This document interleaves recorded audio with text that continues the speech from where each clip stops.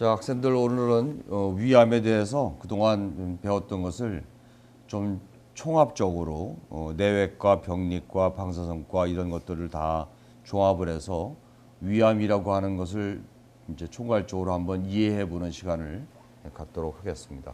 일단 오늘 말씀드린 대로 공부하고자 하는 제목은 여기 역학적인 것부터 시작해서 위암 환자의 symptom sign, 그리고 진단과 치료, 그리고 암이기 때문에 리커런스의 문제와 또 서바이벌의 문제가 빠질 수가 없겠고요. 또 앞으로의 이제 치료 방향은 어떻게 되겠다는 전망과 함께 예방까지도 한번 살펴보도록 이제 하겠습니다. 다음 역학입니다. 다음. 자, 우리나라 사람들이 최근자에 와서 사망한 원인 중에 있어서 가장 많은 원인 중에서 캔서가 거의 4분의 1을 넘는다는 것은 잘 알려져 있는 사실이죠. 다음.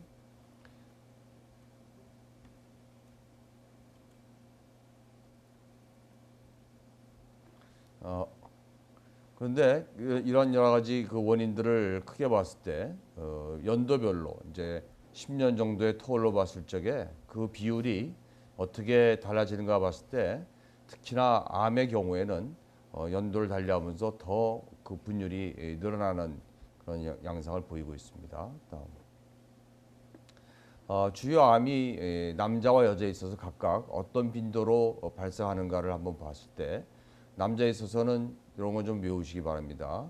위암, 대장암, 폐암, 간암의 순서고 여자에 있어서는 이제 21세기에 들어서면서 갑상선과 유방암이 아주 프리컨트한 디지즈로 되어 있다는 걸 잘 아실 테고 그다음에 대장암에 이어서 위암은 네 번째 빈도입니다.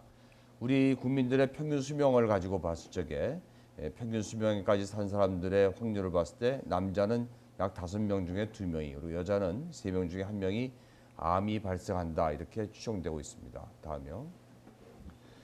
아까는 이제 발생 빈도였고 그다음에 그런 암이 원인이 돼서 사망한 사람들의 분류를 보면은 남녀별로 보았을 때 남자에 있어서는 폐암, 간암에 의해서 위암이 세 번째고요.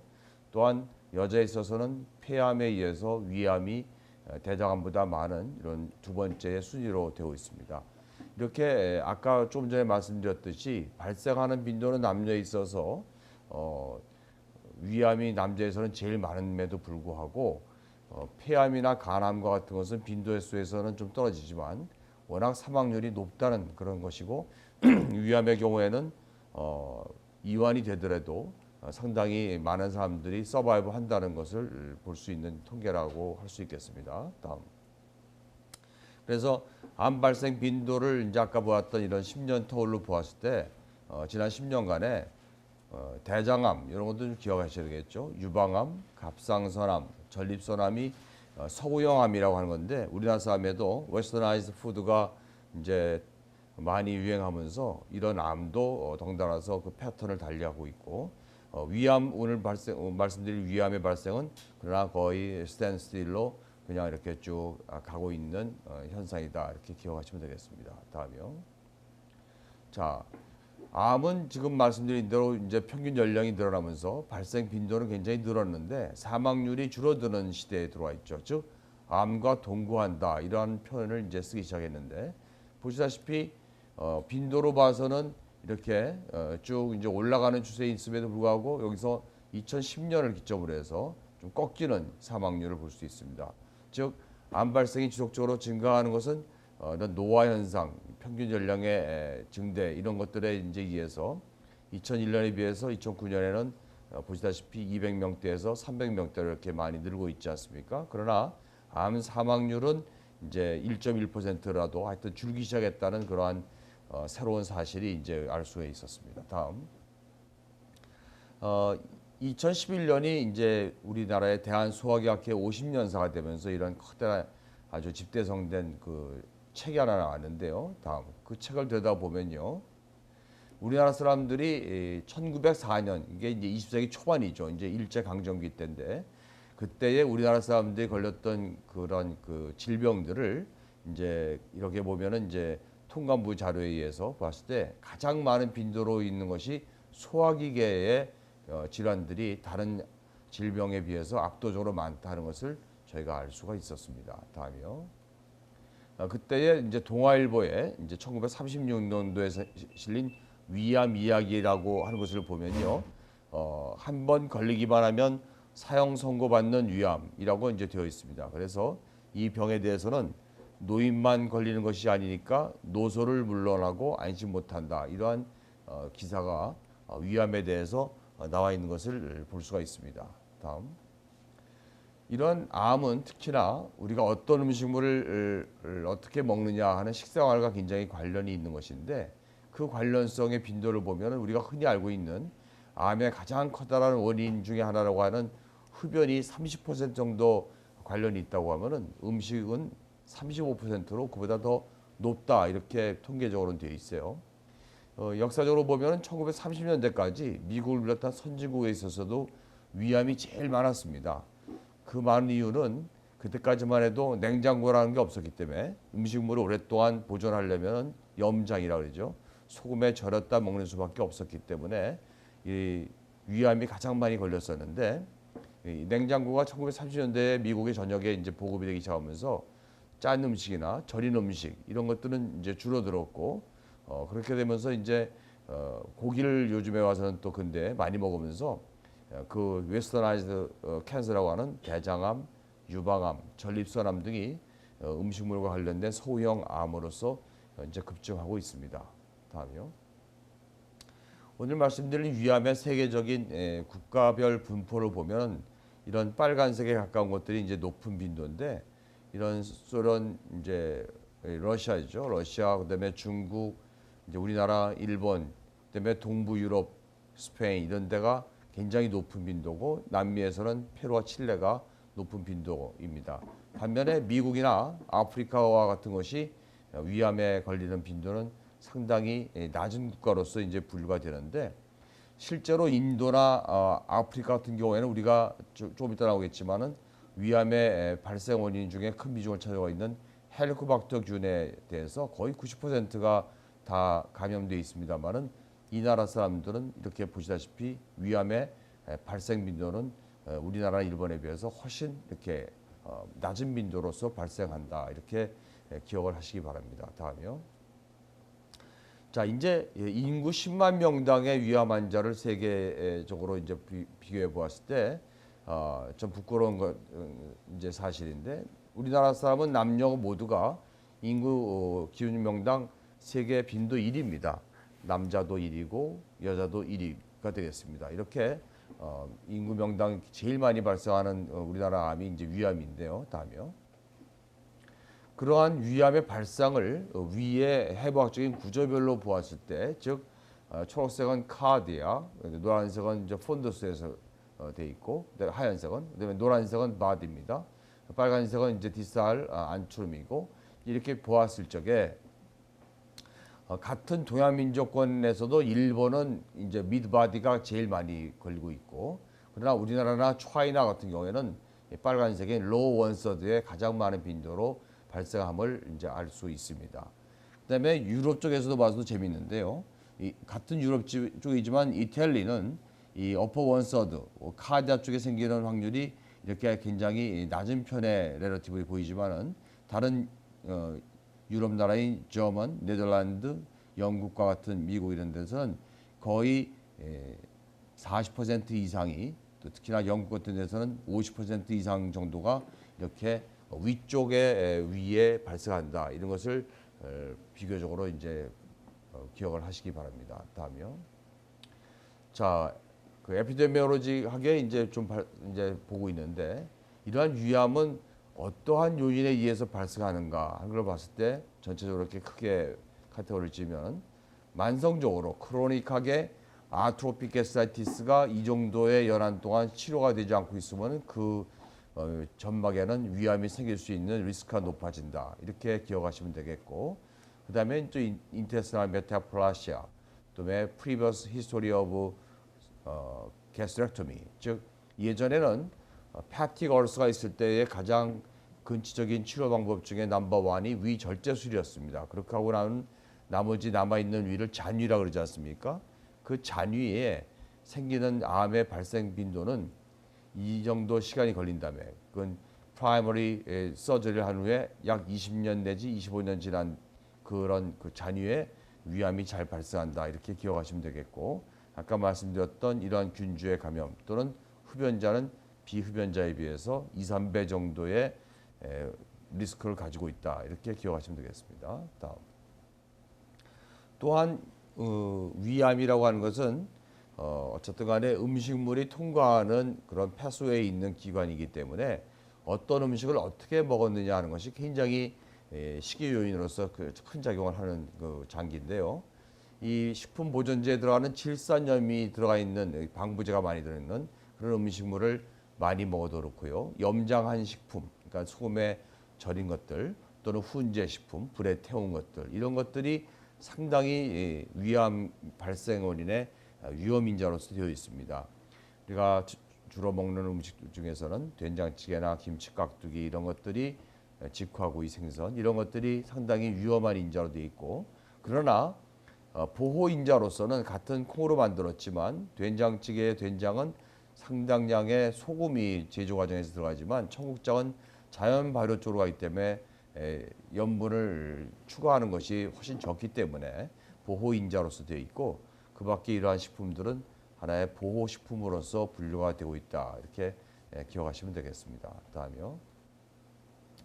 우리나라 사람들이 나트륨 함량이 굉장히 높은 음식을 먹고 있다 하는 것은 상식적인 얘기가 되었는데 우리는 WHO의 권장량인 2g보다 약 2배 반 정도 많은 4g 정도 먹는다 이렇게 기억하시면 되겠어요. 그래서 다음 우리나라 남성들이 나트륨을 과다 섭취하는 가장 높은 것을 보면은 여기 다 보다시피 우리가 다 너무 좋아하는 음식들이죠, 그죠? 배추김치, 라면, 총각김치, 김치찌개 이런 것들이 다 전부 다 아주 하이 리스키하게 나트륨 농도가 높아서 위암의 원인 인자로서의 역할을 하는 그런 식품들의 리스트입니다. 다음이요. 이러한 리스크군 중에서도 특히나 하이 리스크군을 보면은 성별로 봤을 때는 남자가 여자에 비해서 위암에는 약 2배 정도 더 많이 걸리고 있어요. 그것은 남자는 리스크 팩터에 노출되는 그런 위험 빈도가 높고 반면에 여자들은 프리벤션 할 수 있다는 바이타민 C나 이런 것들이 많이 들어있는 야채나 과일의 선호도나 섭취량이 남자에 비해서 여자가 많기 때문에 그래서 발생 빈도에 있어서는 남자와 여자의 비례가 2대1로 되는 것이 위암 발생의 성비의 원인이다 이렇게 얘기하시면 되겠고 나이로 봐서는 주로 50세 이상의 사람들이 걸리고 있고 우리나라로 보면은 보통 평균 나이가 57세에서 한 60세 정도의 사람들이 걸리고 있어요. 그다음에 사회 경제적으로 봤을 때는 하이 클래스보다는 로우 클래스가 많이 걸립니다. 이것은 어떻게 보면은 헬리코박터균의 감염 빈도하고도 어느 정도의 상관관계가 있다 이렇게 보면 되겠습니다. 위암 가족력 우리가 살고 있는 패밀리 가운데서 패밀리 멤버의 한 명이라도 위암이 있는 가족과 한 명도 없는 가족 간의 차이를 보면은 약 적게는 2배에서 많게는 8배까지 보고하는 것도 있는데 어쨌든 간에 위암의 가족력이 있다는 것은 그 가족 구성원들은 이제 특성이 엄마가 해주는 음식물을 누구나 다 먹기 때문에 이제 개인 간의 차이는 좀 있겠지만은 짜게 먹는 집안 사람들은 다 둘러앉아서 밥상에서 짜게 먹게 되겠죠, 그죠? 싱겁게 엄마가 만들어주는 집은 대부분 싱겁게 먹는 것에 입맛이 이제 단련이 돼 있을 거고 그래서 그러한 위암 가족력은 음식 문화에서 아마 기인된다 이렇게 추정을 하고 있습니다. 그 밖에도 여기 있는 여러 가지 질환을 가지고 있는 사람들은 고위험군, 고발생 위험군으로서 되어 있습니다. 특히나 위궤양의 과거력이 있는 사람들도 여기에 들어간다고 기억하시면 되겠습니다. 다음이요. 자, 그러면 이제부터 여러분들의 강의에 이제 직접 참여하시게 이제 될 텐데 위암의 증세는 어떤 것이 있을까? 즉 이런 증세가 있으면 위암을 의심해 봐야 된다 하는 특이한 증세가 있을까?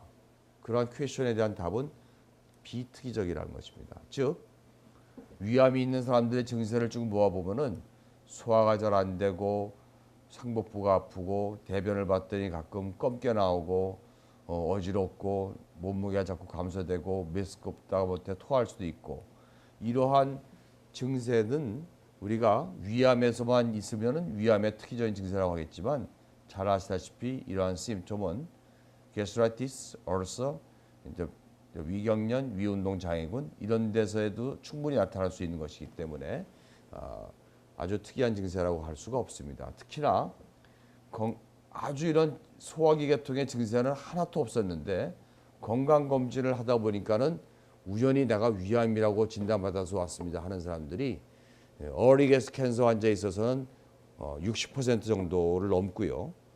하물며 어드밴스 breast cancer의 가운데서도 약 30% 가까운 사람들이 에이심토마틱하게 위암으로 진단받고 오는 사람이 있다는 데서 굉장히 우리가 주의를 할 필요가 있습니다. 다음이요. 자, 보겠습니다. 한 증례인데 이 사람은 한 2달여에 걸쳐서 상복부가 굉장히 아프면서 5kg 정도의 체중 감소가 있었는데 소화는 너무나 잘 됐어요. 그래서 내시경을 찍으러 왔더니 이런 모양의 어드밴스 breast cancer입니다. 이 모양이나 크기로 봤을 때 1년 이상 전에 이미 암이 충분히 내시경만 했으면 진단 발견되었을 그런 케이스까지 와 있었습니다. 다음이요. 자, 그래서 이제 진단하는 것은 증세에 의존해서 진단하는 것은 많은 리스크가 있다 하는 것을 이제 감을 잡았을 거예요. 그죠? 그러면은 어떻게 도대체 위암을 진단한다는 말이냐? 다음 보면은 할 수 없이 좀 구차한 과정을 이렇게 거쳐야 됩니다. 자, 앞에 있는 학생부터 대답을 좀 해주기 바래요. 저쪽에 끝에 있는 남학생부터. 자, 여기 진단적 도구로서 나열되어 있는 게스트로파이브스코피, 어퍼 GI 시리즈, CT 스캔, 울트라소노그램, 엔도스코픽 울트라소노그램, 또 라파스코픽 examination과 같은 것들이 어떻게 해서 진단적인 가치가 있을지 한번 얘기를 해봐요. 내시경이 갖고 있는 위암에 대한 진단적인 가치는 뭐예요? 일단 크로스하게 볼 수 있다는 점에서 기대를 가지고 있습니다. 더 중요한 것은 예를 들어서 위 내시경만이 갖고 있는 진단적 가치, 여기 있는 다른 것들은 할 수 없는데 위 내시경만이 갖고 있는 가치는 뭘까? 아는 사람?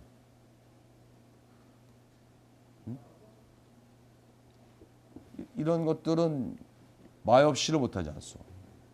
우리가 모든 진단의 끝은 패솔로직 파인딩에 따른 조직학적 검사의 결과예요. 다이그노시스는 마이옵시에 디펜던트하잖아요, 그죠? 근데 그런 조직을 채취할 수 있는 것은 것 하나밖에 없습니다. 자, 그 다음에 두 번째 있는 학생, 상복부 위조영술이라고 하는 것은 어떤 의미에서의 진단적인 도구일까? 병변의 위치를 그렇지. 비교해서 알 수 있고요. 그리고 얼서나 혹시 퍼포레이션 등이 있는지도 구분할 수 있을 것 같습니다. 오케이. 퍼포레이션을 알기 위해서 조영술을 쓰지는 않아요.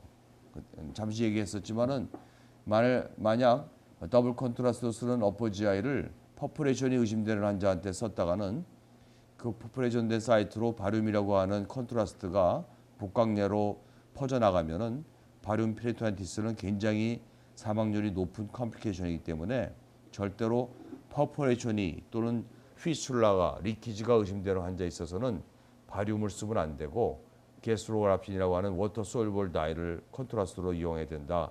이번 기회에 그렇게 같이 알기 바랍니다. 그다음에 CT는 세 번째 환자, 세 번째 학생. 조금 더 해부학적 구조를 상세하게 알 수 있고, 구체적으로 어떤 해부학적 구조? 그러니까 튜머가 범위가 어느 정도까지 퍼져 있는지, 주변 구조, 주변에 둘러싸고 있는 구조와 비교해서 조금 더 자세하게. 아주 대답을 정확하게 잘 했어요. 요것과 요것이 거의 이제 비슷한 것인데 예를 들어서 프라이머리 튜머를 중심으로 해서 주변의 장기와의 관계, 즉 인베이전이 있느냐 또는 원격 장기 예를 들어서 리버나 다른 렁 같은 곳으로 디스탄트 메타시스가 있느냐 하는 것은 이런 것으로서는 알 수가 없겠죠. 그죠? CT나 소노는 그런 면에서 진단적 가치가 높은 거예요. 자, 뒤에 있는 학생, 남학생. 엔도스코피 울트라소노그램은 어떤 의미가 있다고 배웠나? 캔서가 어느 레이어까지 있는지를 판단함으로써 Depth of invasion. 뎁스 오브 인베이전을 알 수 있음으로써 EGC나 AGC를 구별할 수 있다고. 오케이. Depth of invasion을 수술 전에 가장 정확하게 estimation 예측할 수 있는 진단적 도구가 바로 EUS로 알려져 있고, 그다음에 저쪽의 학생은 라파로스코픽 examination은 어떤 의미가 있는가? 실질적으로 안으로 들어가서 위를 코스에 음. 수술 제도 그거는 치료로 갔을 때고 지금 진단적인 가치 라파로스코픽 examination에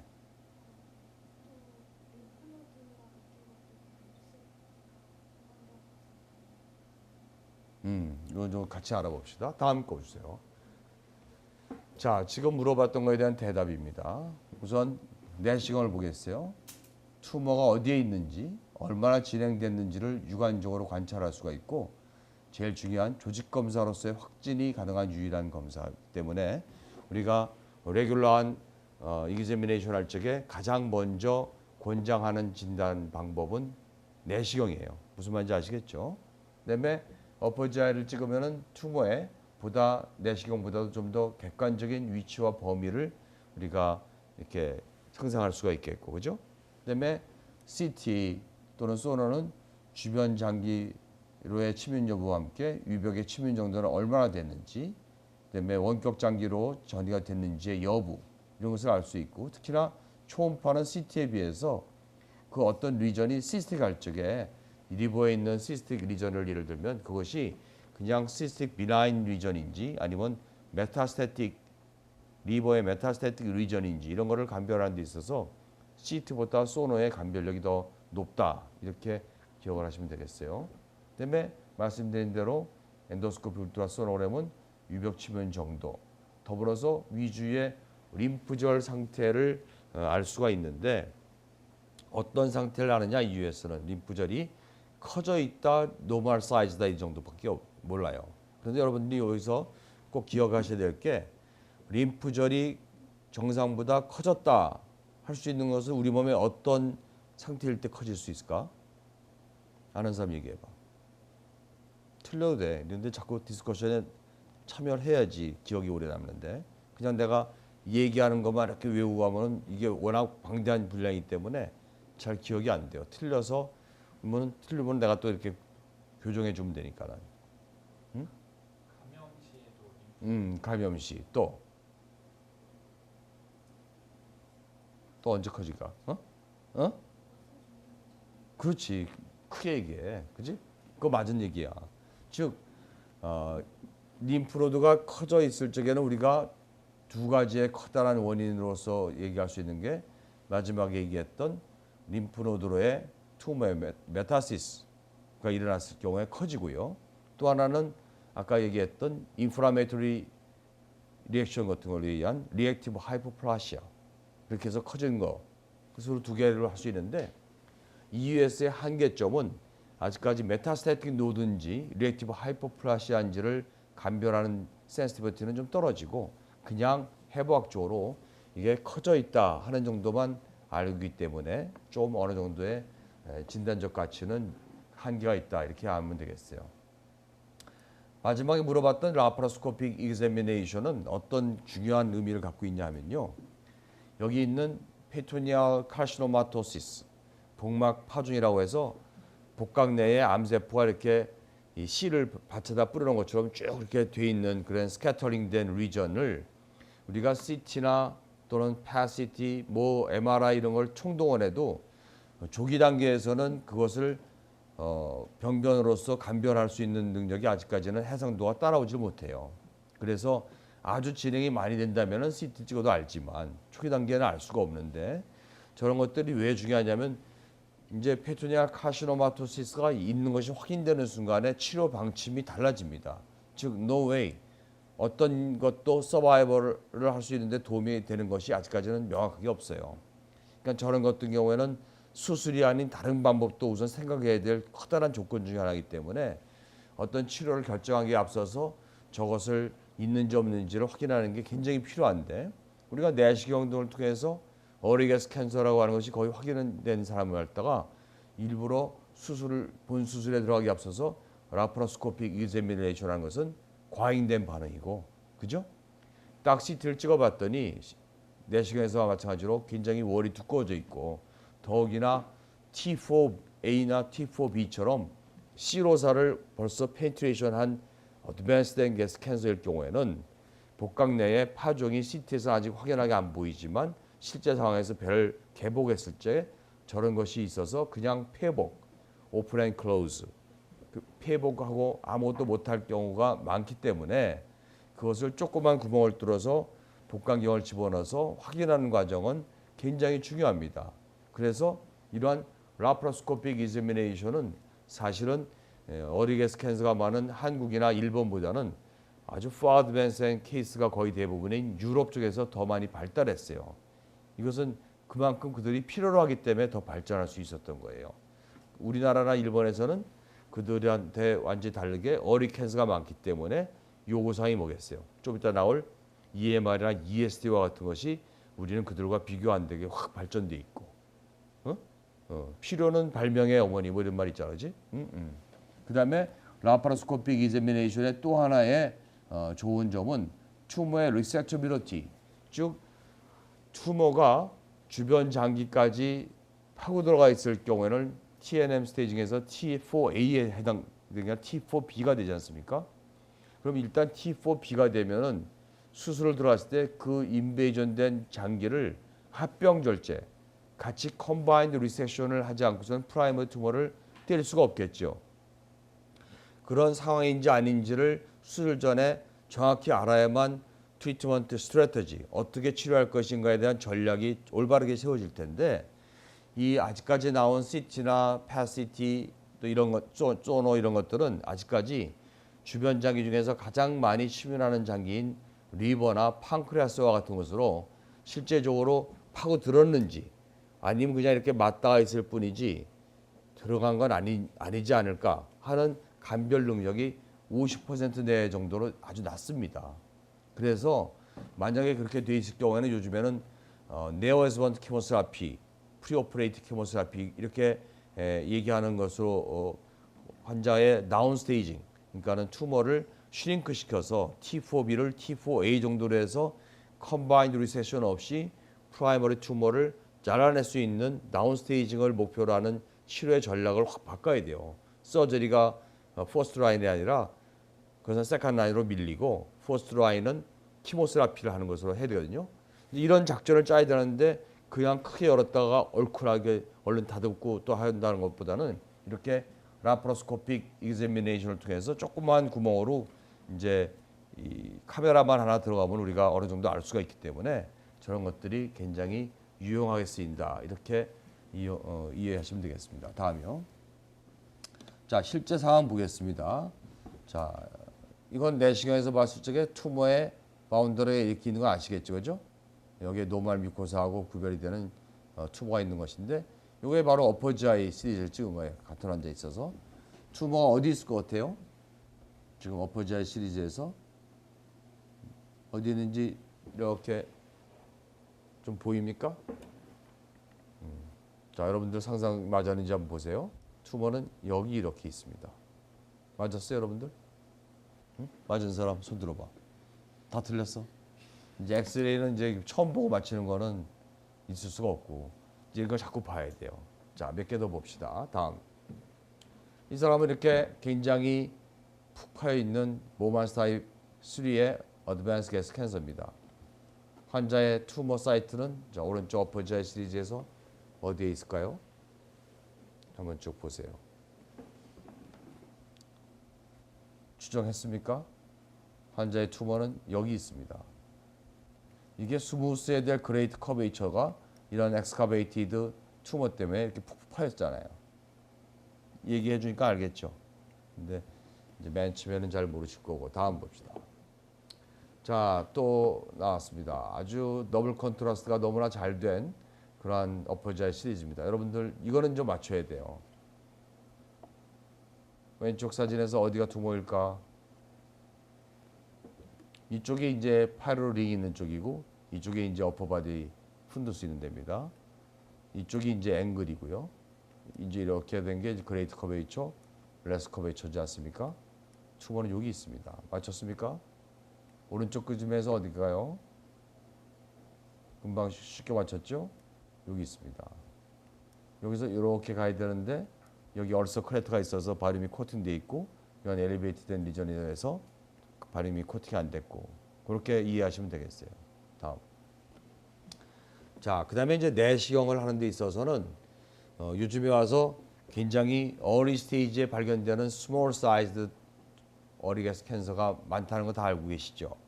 그런데 굉장히 사이즈가 작고 주변 뮤코사와의 차이가 그렇게 크게 나지 않는 서틀한 체인지의 어리게스 캔서를 놓치면은 절대 안 되지 않습니까, 그죠?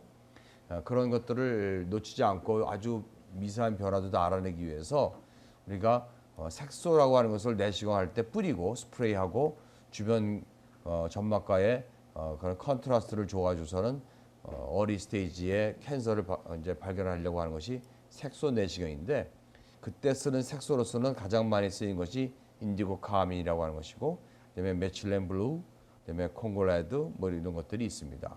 다음 장이요. 보면은 이게 메칠렌 블루를 뿌려서 이게 이제 똑같은 사람의 내시경 사진인데 여기 있다는 걸 알겠지만은 주변에 경계 부위가 그렇게 뚜렷하진 않죠. 그런데 바로 옆에 있는 메칠렌 블루를 했더니 굉장히 명확하지 않습니까? 경계 부위가 그렇죠?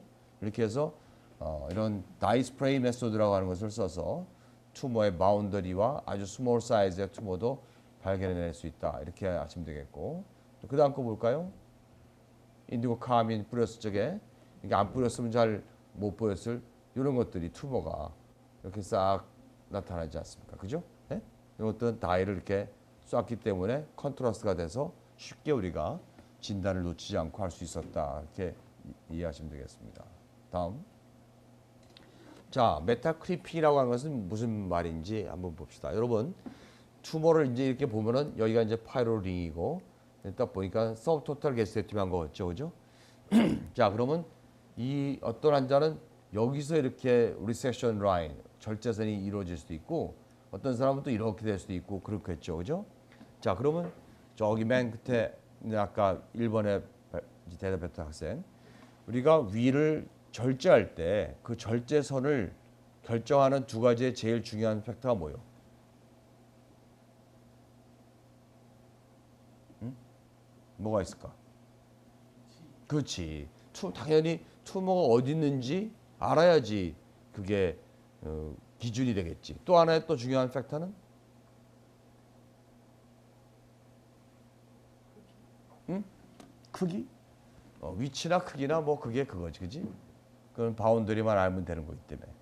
또 하나는 투머가 얼마나 진행되어서 발견되느냐 하는 것이 중요한 팩터예요. 왜냐하면은 빨리 발견된 것은 투머의 위치를 중심으로 주변의 위 조직으로 멀리 안 갔을 거고 진행이 많이 됐을수록 멀리 가 있을 수 있는 트랜스뮤럴 벽을 타고 간다 그러죠. 트랜스뮤럴 스프레드가 많이 갔겠다 하는 것은 우리가 쉽게 짐작해 볼 수 있잖아요. 그래서 어리게스 캔서 같은 경우에는 프록시말리 약 2cm, 어드밴스 게스 캔서 같은 경우에는 약 5cm 프록시말 사이트를 안전한 세이프티 마진으로 우리가 하고 있잖아요. 그죠? 그러면은 여기서 한번 다시 물어보는 게 우리가 수술 중에 인트라 오퍼레이티브리 튜머의 사이트를 우리가 알 수 있는 방법이 뭐가 있을까? 두 번째 학생. 이제 우리가 배를 열었어요. 그러면 이제 어디 튜머가 있는지 알 수 있는 방법 두 가지가 뭐가 있을까? 미리 메탈 클리핑을 해서 인트라 OP로 엑스레이를 찍어보면 알수 있을 것 같습니다. 그런 엑스레이라고 하는 도구를 이제 빌려야 되는 것이고 그냥 그런 거 없이 그냥 할 수 있는 방법. 뭘까? 촉진해보거나 또는 내시경을 같이 동시에 진행할 수도 있을 것 같습니다. 내시경이라고 하는 것은 또 기계를 또 들러와야 되기 때문에 불편하고 자 우리가 배를 개복을 했을 적에 그런 여러 가지 번잡스러운 거 없이 투머의 사이팅 어디에 있는지 알 수 있는 방법은 어드밴스 캔서에 대해서는 특히나 어드밴스 캔서 중에서도 T4A 이상 즉 시로사를 익스포즈된 이상으로 진행된 것은 시진, 인스펙션으로 그냥 한눈에 딱 보아서 알 수 있어요. 그러나 그 T4A 이하 즉 T1부터 T3까지의 리전은 바깥에서 이렇게 봐서 절대 알 수가 없어요. 그랬을 때 아까 대답 중에 나왔던 팔페이션 촉진에 의해서 어디에 투머가 있는지를 알고 그것은 이제 앞으로 절제선을 이제 결정하는데 중요한 이제 근거 자료가 되는 거예요. 자, 그런데 아주 T1 정도 뮤커사나 서뮤커사 캔서 같은 경우에는요. 아무리 섬세하게 잘 팔페이션을 해도 어디 있는지 잘 안 만져질 때가 많습니다. 그럴 경우에 대비해서 그런 어리게스 캔서는 어드밴스 캔서는 안 하지만 이렇게 수술 전에 내시경 의사가 투머로부터 약 2cm 프록시멀 사이트에 이런 메탈 클립을 찍어줘요. 그럼 저거는 바깥에서 이렇게 했을 때 오돌뼈 만지듯이 까끌까끌한 게 만져지거든요. 그러면 아 요거보다 한 2cm 정도 아래가 투머의 사이트구나. 이렇게 우리가 에스티메이션을 하고 그거를 중심으로 이렇게 리섹션 라인을 그릴 수가 있어요. 자, 아까 한 학생이 얘기했던 엑스레이 찍는다. 이런 것들은 우리가 요즘에 이제 많이 하고 있는 라파로스코픽 서저리를 할 적에는 이렇게 클립을 이제 미리 물고 투머의 프라이머리 사이트를 정해준 다음에 그 다음에 수술할 때 이렇게 그레이트 커베이처와 이쪽 뒤쪽 레스 커베이처 사이트에다가 각각 클리핑을 해줘서 이제 비교 컨트라스트로 엑스를 찍죠. 그러면 안에 있는 요거와 비교해서 내가 에스티메이션한 그레이트 커베이처 쪽에 찍어놓은 클립이 좀 더 프로시멀 쪽에 있다고 하면 바로 그 사이트를 중심으로 해서 리섹션 라인을 우리가 인트라 오퍼레이티브리 정할 수가 있겠죠. 이해가 돼요? 다음. 그래서 이거는 이제 벌써 10년도 더 지난 얘기인데 이렇게 메탈 클리핑을 갖다가 여기 한 겁니다. 투머는 어디 여기 보이죠? 그죠? 이건 절대로 만져서 알 수가 없어요. 너무나 서틀한 체인지라서. 다음.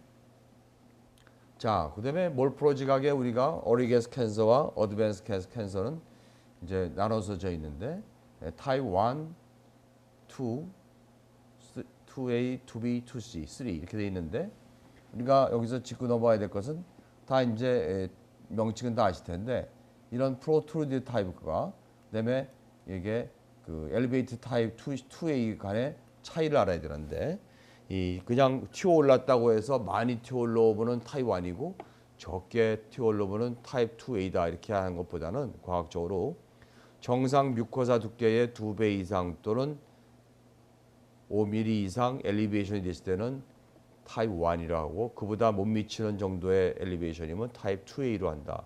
이렇게 감별을 해 주시기 바랍니다. 자, 모만 타입에 대한 이제 여러분들의 이해가 굉장히 중요한데요. 여기 써 있는 것처럼 타입 1은 폴리포이드라고 해서 사마귀처럼 튀어 올라 있고 얼서레이션이 동반되어 있지 않는 특성을 갖고 있습니다. 타입 2와 3는 아주 딥 얼서가 있는 공통점을 가지고 있으면서 바운더리에 펜스가 잘 쳐져 있으면 얼서로 펑게이팅 보만스 타입 2. 반면에 얼서가 깊으면서 이 바운더리가 펜스를 울타리를 잘 쳐놨는데 어디 한 곳이 부서져서 이렇게 새고 있는 모양, 완벽하지 않은 울타리 이럴 때는 얼서로 인필트레이션 타입의 보만스 타입 3라고 그래요. 마지막으로 디퓨즈한 타입이라고 되어 있는 보만스 타입 4는 아주 보만스 타입 1, 2, 3와 다른 형태의 그로잉을 하고 있는 특성을 갖고 있습니다. 잘 알다시피 뮤코사 앱셀리움에서 생긴 투머가 다른 1, 2, 3는 그냥 뮤코사 사이드에서 쭉 퍼지면서 그 아래쪽으로 깊이 파고 들어가는데 반해서 이 타입 4는 서브 뮤코사 레이어로 위 점막 하층으로 잠수를 한 다음에 서브머린처럼 그쪽에서 쭉 파고들어요. 그래서 이 타입 4의 임상적인 특성 중에 하나는 이 뮤코사 사이드에서 보는 엔도스코피스가 가장 놓치기 쉬운 타입입니다. 즉 뮤코사는 벌써 서브 뮤코사를 가라앉은 캔서이기 때문에 인프라메이터리 체인지 정도에 있지 티피컬한 캔서러스 리전이 잘 안 보이는 게 보만스 타입 4예요. 그래서 이런 것들의 특징은 또한 이런 디퓨즈한 넓은 지역을 갖다가 가기 때문에 이것이 굉장히 expansibility, 그러니까는 내시경을 보려고 이렇게 공기를 넣어서 쭉 핀 다음에 보려고 하는데 공기를 많이 넣어도 잘 이렇게 불어나지가 않아요. 그래서 그것을 갖다가 경성위암이라고 그러죠. 그것을 라이나티스 플라스티카라고 하는 걸 들어봤을 거예요. 경성위암. 자, 또한 이 보만스 타입 4의 임상적인 특성 중에 꼭 알아야 될 것은 저 암은 다른 보만스 타입 1, 2, 3에 비해서 굉장히 그레이브한 아주 나쁜 프로노시스를 가지고 있다. 이런 것들을 여러분들이 꼭 기억하시기 바랍니다. 다음. 아까 말씀드렸던 것처럼 폴리포이드하게 튀어올라 있고 얼스레이션이 동반되어 있지 않은 보만스 타입 1. 다음. 자, 이것은 투머가 어딘지 알겠죠? 보만스 타입 뭡니까? 2죠. 잘했어요. 여기 깊은 얼스가 있으면서 바운더리가 아주 깨끗하죠? 그죠? 펜스가 잘 쳐져 있어요. 다음. 자, 이것은 보만스 타입 잘 모르겠어요? 3. 여기가 깨졌어요. 그래서 이렇게 오다가 여기서 인베이전을 시작했어요. 그래서 이 펜스가 깨진 보만스 타입 3. 다음. 자, 이거는 투모가 좀 어디 있을까요? 보여요? 여기 이렇게 있죠? 그죠? 근데 여기가 크게 뚫렸죠? 그죠? 보만스 타입 3. 다음. 이것은 더블 캔슬이라고 해서 여기 보만스 타입 3의 어드밴스 게스 캔서와 함께 타입 2A 플러스 2C인 어리게스 캔서가 같이 있는 것입니다. 더블 캔서 중에서 여러분들이 기억해야 될 것은 가장 많은 것이 어리게스 캔서가 여러 개 같이 있는 경우가 제일 많고요. 그다음에 여기처럼 AGC와 EGC가 같이 있는 것이 두 번째로 많고 가장 빈도에서 낮은 더블 캔서의 타입은 AGC 플러스 AGC입니다. 다음. 자, 이것은 보만스 타입 4입니다. 아까 말씀드렸던 투머의 바운더리를 한번 보세요. 한번 자 예측을 해보세요. 투머는 여기가 이제 파이로링이고요. 이거 디오데나 커프입니다. 퍼스트 포션. 투머는 이제 파이로링을 거의 다 먹었고 이렇게 해서 쭉 캔서가 되어 있습니다. 여기가 에스파우스입니다. 토탈 게스트한 거고 컴바인드 오르가니제이션에서 스프린, 판크라스 바인드 테일, 그다음에 트랜스버스 콜론의 일부와 메저 콜론의 인베이전이 있어서 같이 컴바인드 리세션을 한 겁니다. 보만스 타입 4, 얼스레이션이 없거나 또는 있어도 2, 3에 비해서는 상당히 서틀한 체인지가 있으면서 상당히 디퓨즈하게 넓은 범위의 스토막을 인베이전하고 있는 보만스 타입 4, 아주 나쁜 예후 인자를 갖고 있습니다. 다음. 자, 이것도 마찬가지로 보만스 타입 4입니다. 여기 미끈미끈하게 보이는 이것이 바로 뮤신입니다. 여러분 이제 WHO 크라이테리아 가면은 조직학적으로 투블라 아데노카시노마 중에서는 well differentiated, moderately differentiated, and poorly differentiated 투블라 아데노카시노마가 나눠지고 그다음에 파필라리 아데노카시노마 있고 그다음에 뮤시노스 아데노카시노마 있고 스그레 링셀 아데노카시노마 있어요. 그건 다 기억하시잖아요. 근데 그 중에서 스그레 링셀과 뮤시노스 타입이 어떻게 하냐면 이 셀 내에 뮤신이 가득 들어 있으면서 핵을 한쪽으로 셀 한쪽으로 이렇게 눌러서 마치 반지 모양으로 이렇게 눌리는 핵 모양을 갖고 오는 것을 갖다가 인한세포형 암이라는 스그레 링셀이고요. 그 뮤신이 세포 바깥으로 빠져나와서 엑스트라셀룰러 컴포넌트로서 이렇게 뮤신이 풍부하게 있는 것을 갖다가 뮤시노스 타입의 아데노카시노마인데 특징적으로 이건 이렇게 번지번지라는 뮤신이 많이 묻어 있는 모양을 보였습니다. 이것은 보만 타입 중에서는 4입니다. 여기가 이제 파이로링이고요. 이렇게 투머의 바운더리 보면 거의 파이로링에서부터 시작된 것이 거의 홀 스토막을 다 인볼브하고 있는 그런 경우입니다. 여기서 A 스파우스 바로 있는데 아래쪽까지 이렇게 쭉 다 거의 홀 스토막을 인볼브하고 있는 그런 투머가 되겠습니다. Combined recession of spleen. 다음. 자, 이것은 레스 커베이처로 이제 스토막을 열었기 때문에 이렇게 보이는 건데, 자, 이쪽에 파이로링이 있는 데고요. 여기 보면은 거의 홀 스토막을 다 인볼브하고 있는 보만스 타입 4가 되겠습니다. 다음이요. 이것도 시로자 사이드에서 봤을 때 디스탈 안트론만 인텍트하고 나머지 이만큼은 다 캔서로 되어 있는 보만스 타입 4가 되겠습니다. 이런 것들이 바로 자이언트 메타스태틱 림프 노드라고 해서 상당히 나쁜 예후인자로서 작용하는 것입니다. 다음이요. 또 이렇게 개복을 했을 적에 이쪽에 프로시말 스토막만 좀 인텍트하고 미드 하이바디부터 이렇게 쭉 안투름 거기까지 거의 다 쫙 인벌브하고 있는 보만스타입 4가 되겠습니다. 여기하고 여기하고 여러분들 육안적으로 구별이 되죠? 네. 이 환자는 이제 바이패스 받이 못했는데 여기 안테리어 쪽에서는 봐서는 잘 보이는데 이 뒤쪽에서 판크레아스하고 완전히 딱 달라붙어가지고 튈 수가 없었어요. 그러면서 헤파토 듀오데날 리가멘트까지도 다 프로즌 상태로 다 메타시스가 돼서 unresectable 절제 불능의 포아드밴스드 보반스타입 4 AGC다 이렇게 모양을 기억하시기 바랍니다. 다음.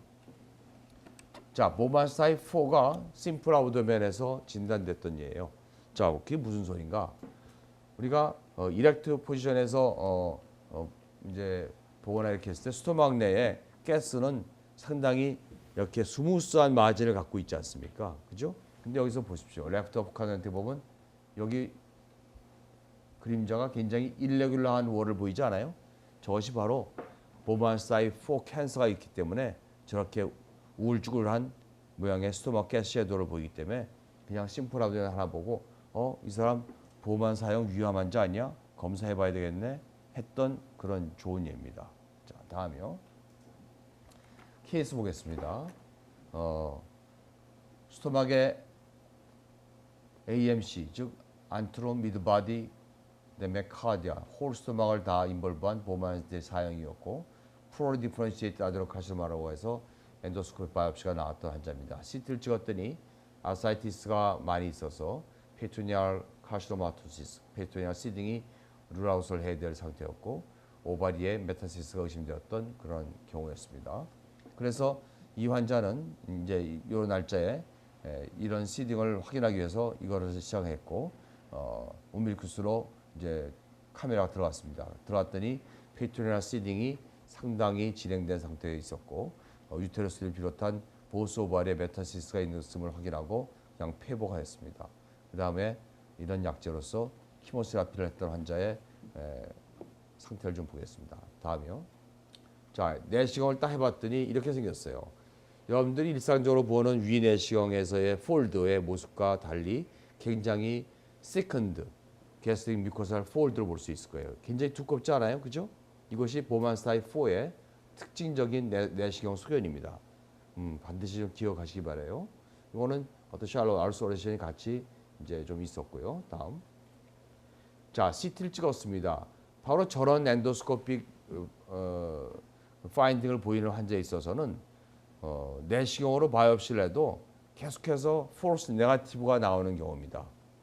엊그저께도 외래 그런 환자분이 오셨는데 우리 병원에서 내시경 바이옵시를 했는데 네거티브였어요. 근데 모양으로 봤을 때는 저런 티피컬한 보만스타입 4였어요.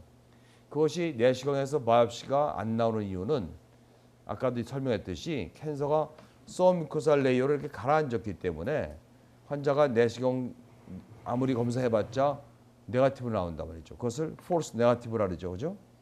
그러나 네거티브가 나왔다고 해서 클리니션은 거기서 믿으면 안 되고 저런 몰포로지 보일 때는 추가 검사로서 리바이옵시를 할 수도 있지만 또 하나의 초이스는 CT입니다. 보세요, 여러분. 그래서 아까 그 환자를 네거티브 나왔지만 CT를 딱 찍었더니 어때요? 정상이에요? 비정상이에요? 굉장히 월 스크린이 심한 홀스토막을 다 인벌브하고 있는 이거는 티피컬한 보만스타입 4의 캔서 환자입니다. 아시겠죠? 여기서 봐서도 굉장히 월 스크린이 심하고 페리게스틱 인라지 림프노드가 보이고 유테러스로 메타시스템 매스가 보이고 파라이올틱 림프노드가 보이는 아주 어드밴스된 스토막 캔서의 티피컬한 모습을 CT에서 보여주고 있습니다. 다음이요. 이 환자의 패시티를 찍었더니 이쪽에도 유테러스에 메타스태틱 하이퍼액티비티를 보이는 매스가 있고 또한 이쪽에서 스토막에 캔서가 있는데 이거 아까 푸어리 디퍼런시에이티드 아드enocarcinoma를 했죠. 패시티는 FDG 18번이라고 하는 그 아이소토프를 사용을 하는데 글루코즈 업테이크를 보는 거 아닙니까? 그런데 스그네 링셀 또는 푸어리 디퍼런시에이티드 아드enocarcinoma 같은 경우에는 글루코즈 업테이크가 그 캔서들은 그렇게 많지가 않아요.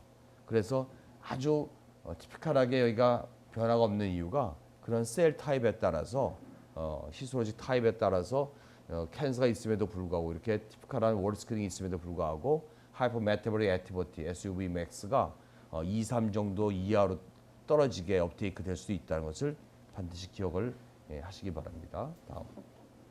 자, 그래서 이 사람 라파로스코픽 이제미션을 아까 했다는 것이 딱 봤더니 여기 유테러스와 오바리에 메타스테틱 리전이 있었고 펠빅 캐버티에는 이런 것들이 바로 페토니알 칼시노마토시스예요. 이제 밭에다가 씨 뿌려놓은 거였죠, 그죠? 이런 것들은 아무리 좋은 이게 이제 펠빅 월인데 펠빅 월에 이렇게 벌써 시딩 노들이 쫙 깔린 거예요. 이런 것들은 아무리 좋은 CT, 펫CT를 찍어도 안 나타납니다. 그래서 여기가 리버거든요. 리버 위에 다이아프램까지 이렇게 쫙 갔어요. 이것이 페토니알 칼시노마토시스라고 한다. 한번 딱 보면은 여러분도 압니다. 다음. 다른 사람입니다. 젊은 사람인데요. 몇 년 전에 스테이지 4 페토니알 시딩을 갖고 있는 이런 환자로서 와서 케모세라피를 갖다 4사이클 하고 나서 수술을 하였는데 그때 결과는 이 정도로 나왔고 그다음에 양쪽 프로시발 및 디스탈 마진이 포지티브였던 non curative 서저리가 된 케이스였습니다. 그래서 포스트 오피에 환자는 수술 전에 썼던 키모세라피가 어느 정도는 약이 들었기 때문에 같은 약제로서 포스트 오피에 좀 더 시행을 했던 케이스입니다. 보겠습니다. 다음. 자, 이렇게 어드밴스 돼 있고 아까도 얘기했던 것처럼 폴드의 시크닝이 꽤 심하죠, 그죠? 그러면서 아주 샬로한 얼서나 이로정이 같이 동반돼 있고 다음이요.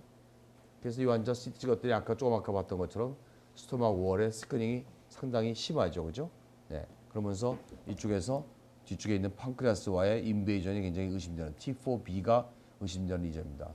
여러분들 이거는 뭐예요? 뭐에다 화살표 표현했을까요? 여기가 어디죠? 장기가? 키드니죠. 자, 이쪽 키드니하고 좀 다르지 않아요? 이게 뭐예요?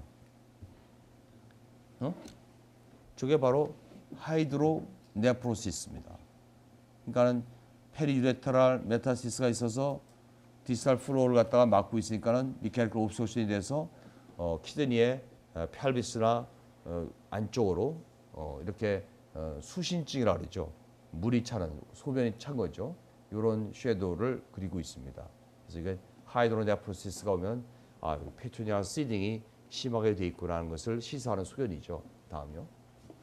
자, 똑같이 이렇게 돼 있는데 이 환자를 쭉 해보니까는 4사이클을 아까 케모세라피를 4사이클 이제 4달 걸리는데 하고 나서 왔더니 아까보다 월이 굉장히 스크린이 줄어든 거 좀 느껴져요, 그죠? 네?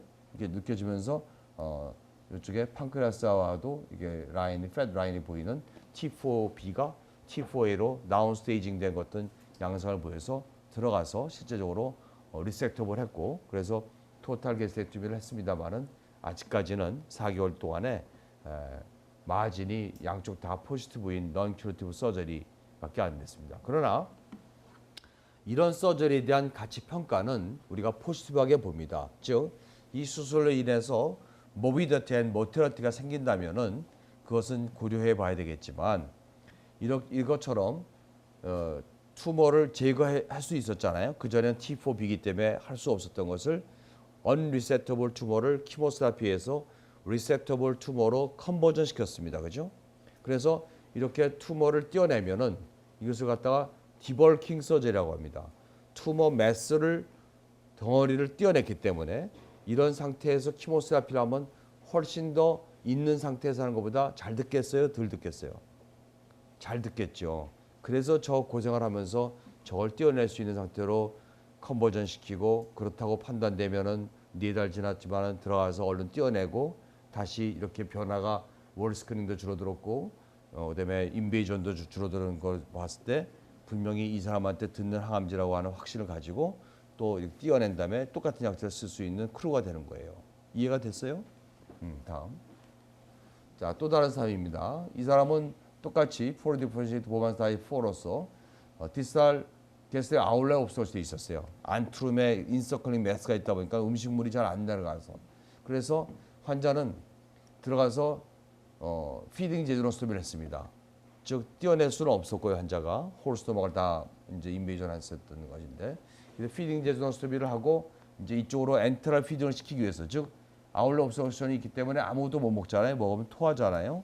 그런 상태에서는 상당히 여러 가지 하기가 힘들기 때문에 우선 펠리어티브로 어떤 피딩을 할 수 있는 엔테랄 루트를 찾는 것이 피딩 제조노스톰입니다.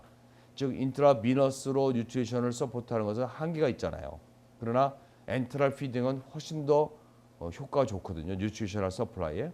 그래서 이러한 심플한 프로시저를 거쳐서 음식물을 들어갈 수 있는 창구를 만들었고, 이제 보겠습니다. 다음.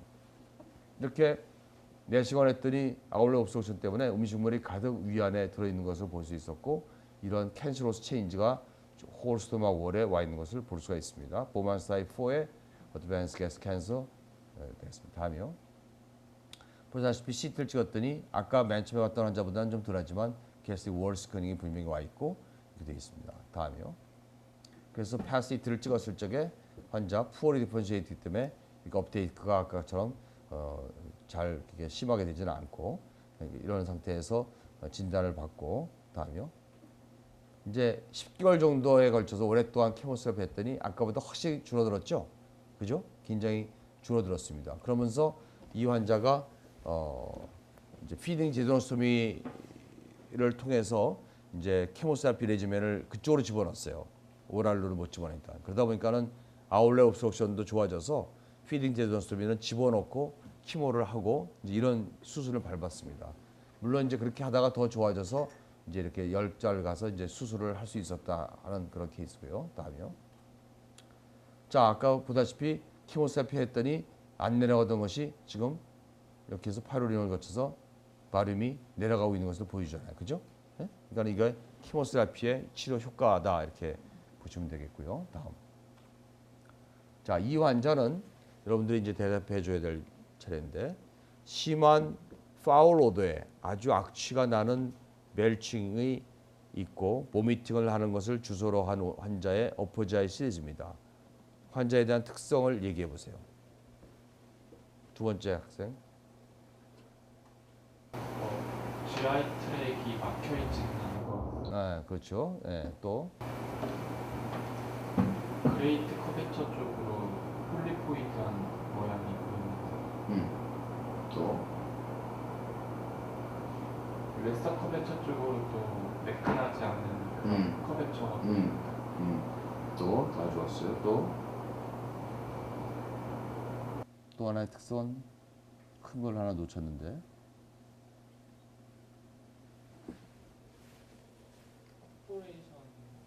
퍼포레이션이 아니고 세 번째 학생 얘기해봐. 여학생 좀 말한 건 하지 말고 또 하나 뭐가 지금 있을까? 이 뭘까? 응? 자, 지금 잘 얘기를 했는데 얼싸 맞아요. 자, 이게 푼더스고 스토박인데 진짜 이상하게 생겼죠? 여기서부터 다 세레이션이라 그래. 울퉁불퉁 해가지고 매끈하지가 못하고 여기가 다 캔서에 의한 체인지입니다. 랜스 커베처도 아까 학생 잘 얘기했어요. 이렇게 누들들해 여기 다 캔서예요. 거의 여기 홀스터막 이쪽이 다 캔서고, 듀오데넘 이렇게 내려가는데 갑자기 듀오데넘이 이제 내려가기 시작한 정도에 여기가 어디예요? T콜론입니다. 하우스랄 마킹 보이죠? 그죠? T콜론으로 발음이 내려갔어요. 이것은 피슐라입니다. 게스트로콜릭 피슐라, 즉 아까 학생이 세 번째 학생이 얘기했던 얼서레이션이 깊어지면서 페니트레이션이 T콜론과 맞닿은 곳에서 생겨서 위와 트랜스포스 콜론 사이에 누공, 피슐라가 생긴 거예요. 그러니까는 이쪽으로 캔서에 의한 인베이전에 이쪽에 뚫려 버리니까는 멜칭을 할 적에 콜로닉 컨텐츠가 같이 이렇게 냄새가 박테리아 그로스한 냄새가 나니까 이제 역했겠죠, 그죠? 요 사진 굉장히 배울 게 많죠, 그죠? 네? 다음. 그래서 수술해봤더니 이제 콜론도 반 정도 헤미콜렉토미를 했고 스토막 서브토탈 게스트렉토미 했는데, 그래서 다음 열어봤더니 예상했던 대로 이렇게 깊은 얼스가 있습니다. 그죠? 게스트로콜릭 피슐라. 오케이? 이해가 되죠? 다음. 자, 이 환자는 스토막 캔서 환자입니다. 저 뒤에 여학생 캔서의 바운더리가 어디서부터 어디까지 있는 것 같아요?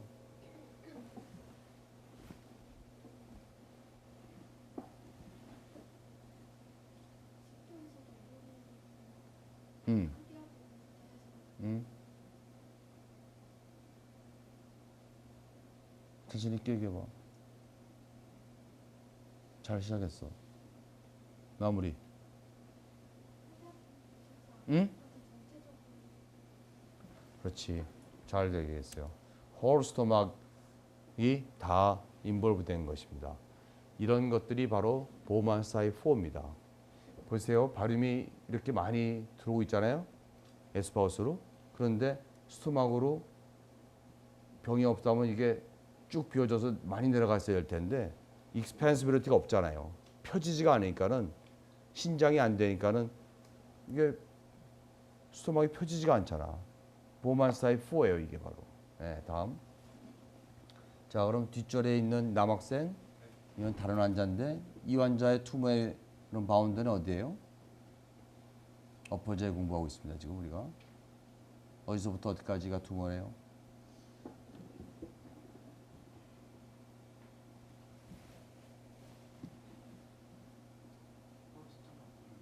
홀스토막. 홀스토막 그러면 맞은 게 아닌데. 그렇지. 그렇게 얘기해야지.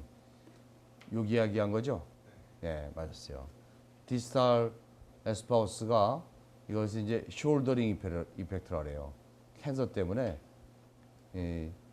여기까지가 아니라 요 위에까지 캔서가 올라간 거예요. 이 홀스토막이 다 먹었으면서 보말사이포로 여기 디스탈 파르루스가 다 이렇게 다 먹었으면서 요 위까지 인베이전 돼 있는 어드밴스 캐스입니다. 여기 봐도 확연하게 다르죠, 그죠? 정상이 아니죠.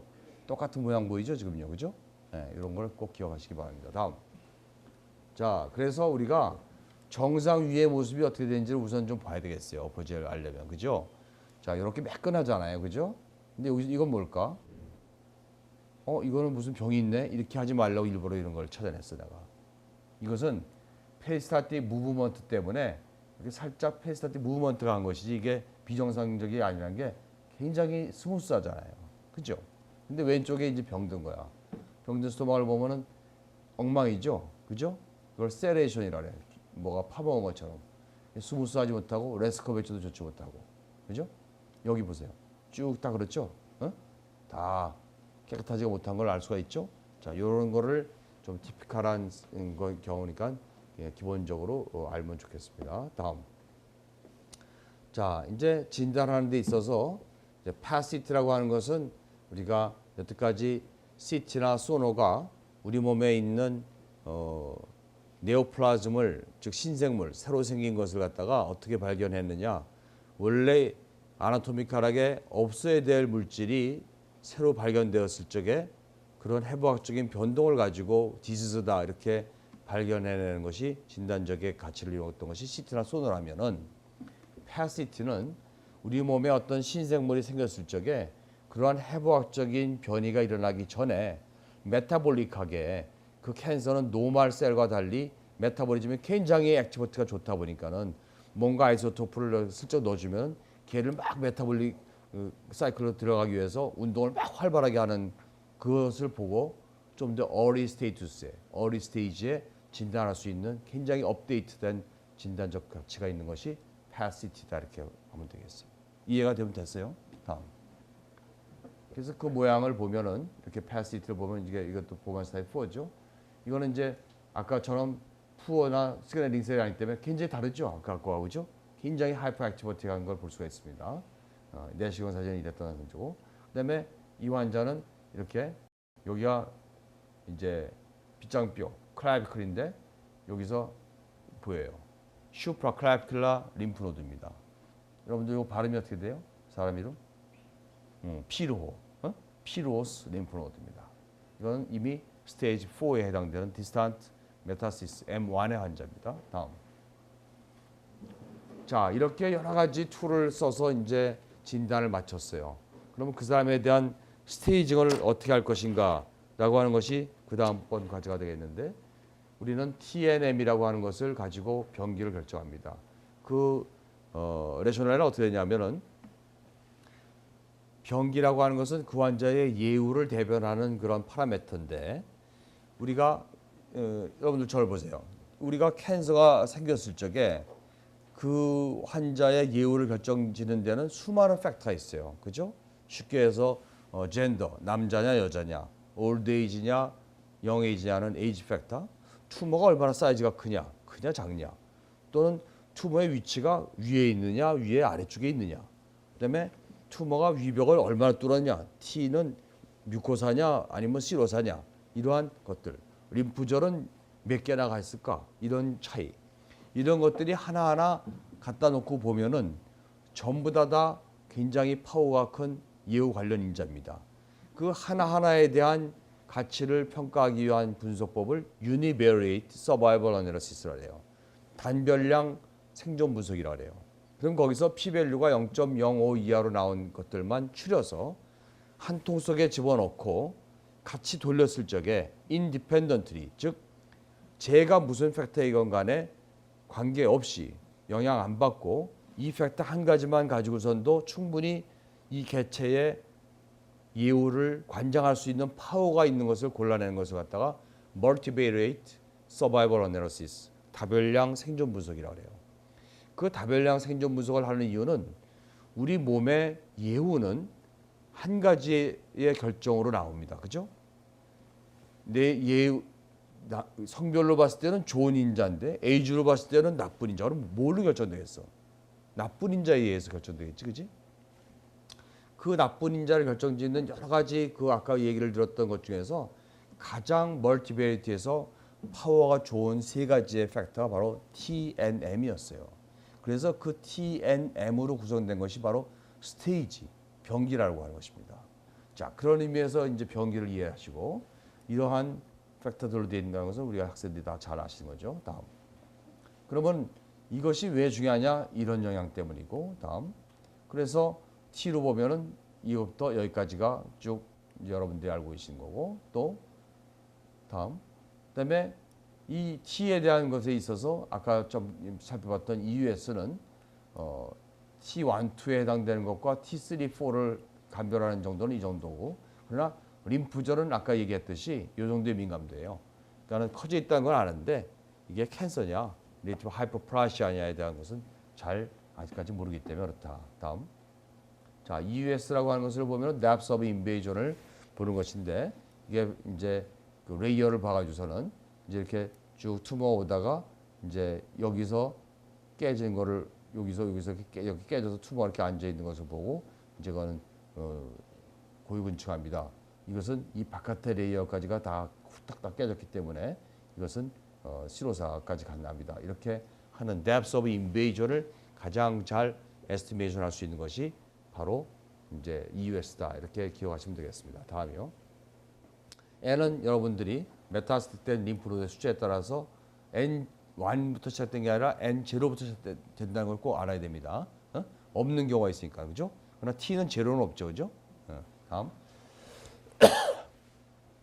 자, 이런 노달 스테이투스에 대한 클래시피케이션은 저페니스 클래시피케이션이 가장 오래된 것으로서 해부학적인 관점에서 이렇게 페리게스 림프노드를 1군, 2군, 3군, 4군 이렇게 해서 16개의 카테고리로 나눠놓고 아나토미컬하게, 그래서 투머의 위치가 디스탈 원스터드에 있을 때는 이런 색 중에서 이제 뭐 빨간색에 있는 것은 제1군, 파란색에 있는 것은 제2군, 그다음에 노란색에 있는 것은 제3군, 뭐 이런 식으로 하는 해부학적인 관점에서의 클래시피케이션을 오랫동안 해왔어요.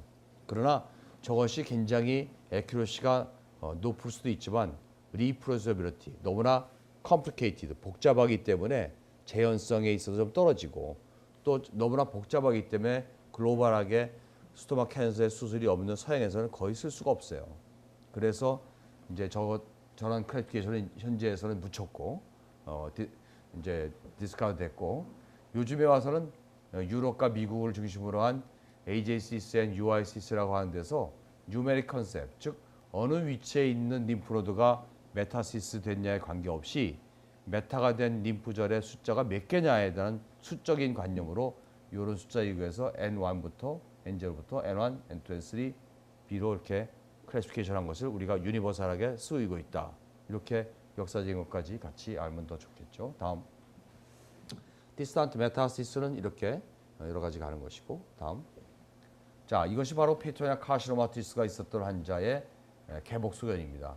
이런 것들이 트랜스포스 콜론인데 CT 메조콜론에 굉장히 많이 노듈라한 메스가 있고 모멘툼에도 수도 없이 많은 메타스테틱 노들이 쭉 보이고 있습니다.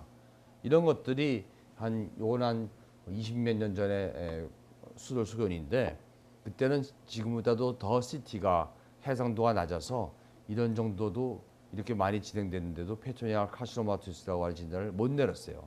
요즘에 CT는 이 정도가 되면 좀 압니다. 모멘탈 케이크라 그래가지고. 다음. 자, 아까 봤던 이제 눈에 익은 페토니아 카시노마토시스 아주 스캐터드 돼 있는 이제 서틀한 체인지의 그런 메타고. 다음. 이건 개복을 했을 때 아까 엄청났던 거와 달리 스몰 발에 메젠틀에 가서 이렇게 노듈라한 것들이 시딩돼 있고 몇 개는 또 이렇게 월에 벌써 이미 들어가서 되어 있습니다. 다음. 이것은 배를 열자마자 닿았던 건데 배를 이렇게 쫙 이제 칼로 열고 들어가는데 바로 파리에탈 페토늄에 이렇게 쫙 있었어요. 이거는 그냥 닿는 거거든요. 아무것도 못하고. 그래서 이런 것들이 CT에서 잘 진단을 못하는 것이다. 이해가 좀 되시죠? 그죠? 잘 못 알아보겠지? 다음. 이렇게 골반각 내에 아사이티스가 있어도 우리가 페토니아 카시노마티스에 대한 소견이 있을지에 대한 관심을 갖게 하는 스티그마고요. 다음. 그다음에 크루켄버그 투마라고 하는 자궁 플러스 이렇게 양쪽에 이제 오바리가 있는데 오바리 내에 이쪽 노멀에 비해서 굉장히 커져 있죠. 이게 메타시스된 크루켄버그 투머입니다. 다음. 저런 것들을 알기 위해서 아까 말씀드렸듯이 서지컬 라파로스코피라서 라파로스코픽 이그제미네이션을 하는데 아까 중요하기 때문에 한 번 더 보는 겁니다. 이것을 알 수가 있고 유관적 관찰을 통해서 알 수가 있고 그다음에 이 두 개에 대한 감별을 할 수가 있고 또 셀렉스 주변의 림프절이 너무나 벌키해서 과연 떼어낼 수 있을까 없을까를 한번 이렇게 들여다볼 수 있는 그런 용도로서 라파로스코피가 쓰여지고 있다. 이렇게 이해하시면 되겠습니다. 다음이요. 그래서 이렇게 모니터를 통해서 뱃속을 보는 것이 바로 라파로스코픽 익자미네이션인데 이것은 이제 치료하는 과정이었고 사실 진단적인 가치로서는 요 카메라 하나 놓고 하나만 가지고서 봅니다. 그러면 이제 보이기 때문에. 다음이요. 자, 이런 라파로스코픽 익자미네이션을 통해서는 어떠한 것을 우리가 얻을 수 있느냐? 이제 실제로 개복을 하는 라파로토미에 비해서 구멍도 작게 여기기 때문에 모비도트도 이제 낮게 생기고 이제 이 라파로토미와 동등한 수준으로 메타스테시스야 노달 디스가 있느냐를 갖다가 확인할 수 있으면서 이게 조그만 열었기 때문에 입원 기간은 최소화할 수 있고 또 이렇게 크게 짠 것보다는 훨씬 포스트오피에 페인이 적겠죠. 그죠? 그다음에 손으로 이렇게 만지고 하는 것이 거의 없기 때문에 수술 후에 유착이 발생이 훨씬 떨어집니다. 그다음에 환자에 있어서 로우 큐어 레이트가 예상되는 즉 넌 큐러티브 서저리가 될 것 같은 그래서 오히려 프리오퍼레이티브 키모세라피의 인디케이션이 되는 것들을 갖다가 쓸데없이 크게 열지 않기 위해서 투머의 리세티비티가 있느냐에 결정하는데 굉장히 유용하게 쓸 수 있다 이거죠. EGC에는 안 쓴다는 얘기죠, 그죠? 그다음에 이 CT가 갖고 있는 그런 한계성을 갖다가 넘기 위해서 리퍼 또는 페토니아 메타시스가 있는지를 유관적으로 또는 그 카메라 포트를 통해서 인트라 오퍼레이티브 울트라소노그램 기계를 넣어서 리버에다 대보고 아주 작은 것도 의심되는 것을 확인할 수가 있는 것이 라파로스코픽 익자입니다. 자, 이제 진단을 마쳤고 이제 그 진단된 환자를 그러면 어떻게 치료해 나갈 것인가를 좀 알아보는 시간이 됩니다. 다음 주세요. 자, 위암에 대해 있어서 치료의 가장 근간을 이루는 것은 오랜 역사를 갖고 있는 수술이 되겠습니다. 그다음에 이제 키모세라피와 같은 약물 치료제도 있고 여러 가지 있지만 역시 가장 근간을 이루는 것은 절제술이죠. 근데 어느 정도를 자르느냐, 어떤 목적으로 했느냐에 따라서 이런 터미놀로지가 있습니다. 특히나 팔리아티브 서저리가 하는 것은 고식 절제술로서 종양 부하의 경감, 쭉 투머 벌크를 갖다가 리덕션 시켜서 절박 증세에 해당되는 출혈 또는 협착에 의한 토함 또는 뉴트리션의 푸어 이런 것들을 절박하게 오는 것을 QOL을 좋게 해주는 것을 목적으로 해서 하는 것으로서 non-curative palliative surgery, resection, bypass surgery, 그다음에 feeding 제조노스와 같은 이런 여러 가지 수술들이 바로 이 고식 수술에 들어간다. 이렇게 보시면 되겠습니다. 다음이요. 자, 여러분들 이러한 수술을 함에 있어서 가장 중요한 근간을 이루는 지식은 해부학적인 지식입니다, 여러분. 자, 이제 수술을 위를 자른다는 이제 수술에 들어감에 있어서 이렇게 거미줄처럼 엉켜 있는 메스를 아나토미를 모르면은 수술하는 중간에 이 베스를 끊으면 큰일 나는지 이거는 반드시 잘라야 되는지에 대한 기본 지식을 요구받게 됩니다. 그것을 명확하게 모르면은 수술이 진행이 되겠어요, 안 되겠어요? 안 되겠죠. 또 쓸데없는 피가 나겠어요, 안 나겠어요? 피가 납니다. 그쪽에 그런 아나토미가 간다는 것을 모르면 괜히 그냥 터프하게 뭘 자르다가 그냥 피가 확 솟을 수가 있겠죠. 그래서 어쨌든 간에 이러한 위 주변의 아트리 베인을 중심으로 한 아나토미를 여러분들이 반드시 2D가 아닌 3D 컨셉으로 공부를 꼭 하시다는 것이 여기서 주는 메시지입니다. 아셨죠? 다음.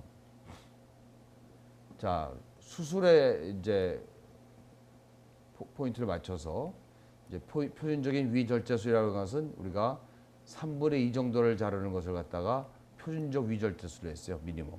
이것을 갖다가 디스탈 서브토탈 게스테토미가 가장 많이 하는 것이고, 림프절의 절제 범위는 익스텐디드 림프 다이섹션인 D2라고 하는 말을 들어본지 모르겠지만 D2 다이섹션을 표준으로 오랫동안 해왔습니다. 요 근자에 와서 림프노드의 곽청 범위는 조금 변화가 있는데 그것은 좀 이따 말씀을 드리겠습니다. 이제 바로 이제 그것이 축소술이라고 하는 것인데 3분의 2보다 적은 범위의 위를 절제하면서 림프절 곽청도 조금 적게 하려는, 즉 우리가 위를 많이 자르는 것만이 이 큐어러블한 것이 아니라는 것을 이제 알았기 때문에 남의 위라고 다 자르면 안 되잖아요, 그죠?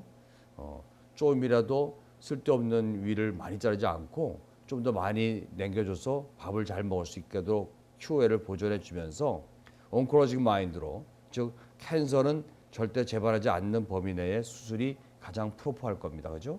그런 경우에 있어서 할 수 있는 것이 국소 분할 절제 또는 유분 보존술을 들 수가 있습니다. 나중에 설명하고, 그다음에 이거 이제 조금 전에 알아봤고요.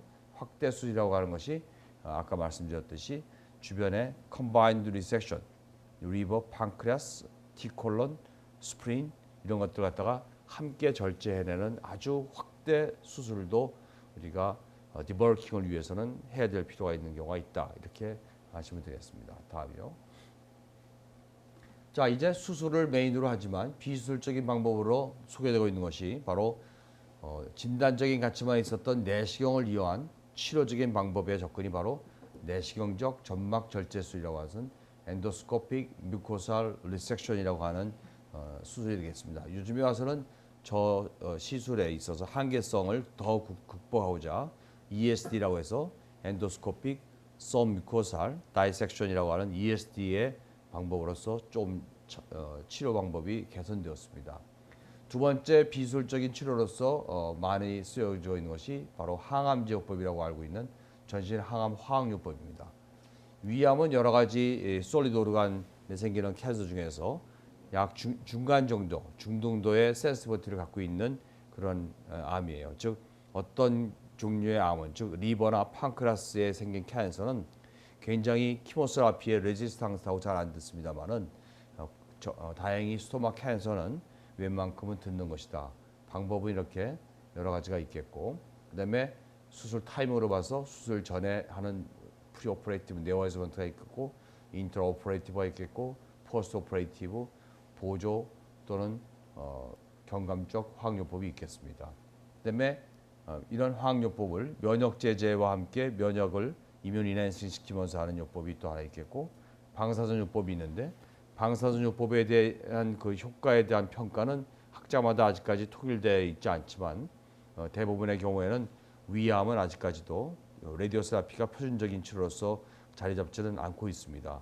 다만 저 방사선 요법이 굉장히 기묘하게 중요하게 쓰여지는 것은 뼈로 본 메타시스가 있을 때 그 환자들에 있어서 생긴 본 페인은 드러그로서 컨트롤이 안 되는 경우가 많고, 그럴 때에 라디오 세라피는 페인을 경감시키는 데 있어서 굉장히 드라마틱한 아주 하이 이펙티브한 메소돌로지로서 여러분들 기억하시기 바랍니다. 다음이요.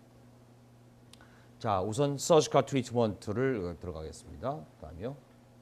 자, 이것은 이제 중세에 있어서 유럽에서 수술실의 적용입니다. 환자 테이블이고 이게 옵서바토리가 되겠습니다. 다음.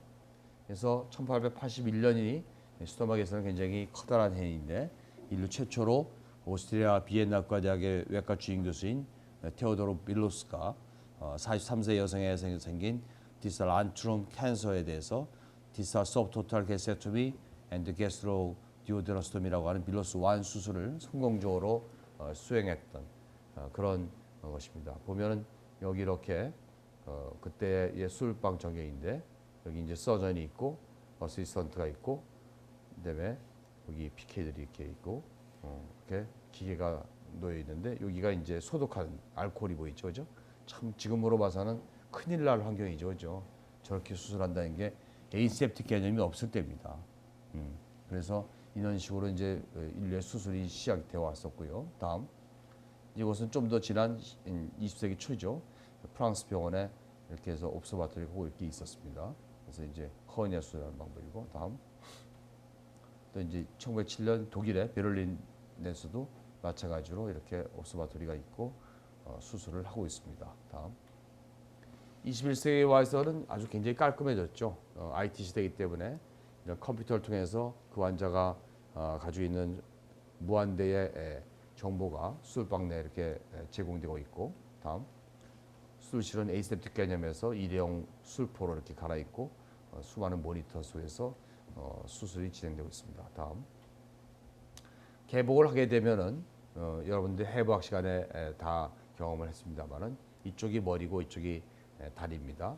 이렇게 봤을 때 이제 right side, left side인데 스토막이 보이고 있고 great omentum, res omentum, liver 이쪽에 다이아프램이 있습니다.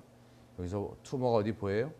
이 환자는 아까 얘기했던 인스펙션 시진으로 투머의 사이팅을 할 수 있었던 환자입니다. 투머 어디 있어요? 보이죠? 그죠? T4A입니다. 다음. 자, 이제 림파틱스를 포함한 주변의 패티슈를 갖다가 다 이제 제거하는 그런 대망막 절제술을 시작을 하고 있습니다. 이것을 지금 하고 있는 프로시저는 이 트랜스포스 콜론에서부터 그레이트 오멘텀을 전기 소각기로 떼어내서 이 안에 있는 림파틱 스프레드 되어 있는 캔서 셀을 갖다가 다 제거해주고 이래서 포스트 오퍼레이티브 페이토니얼 카시노마토시스가 될 수 있는 소스를 제거하는 그런 첫 번째 프로시저가 되겠습니다. 다음이요.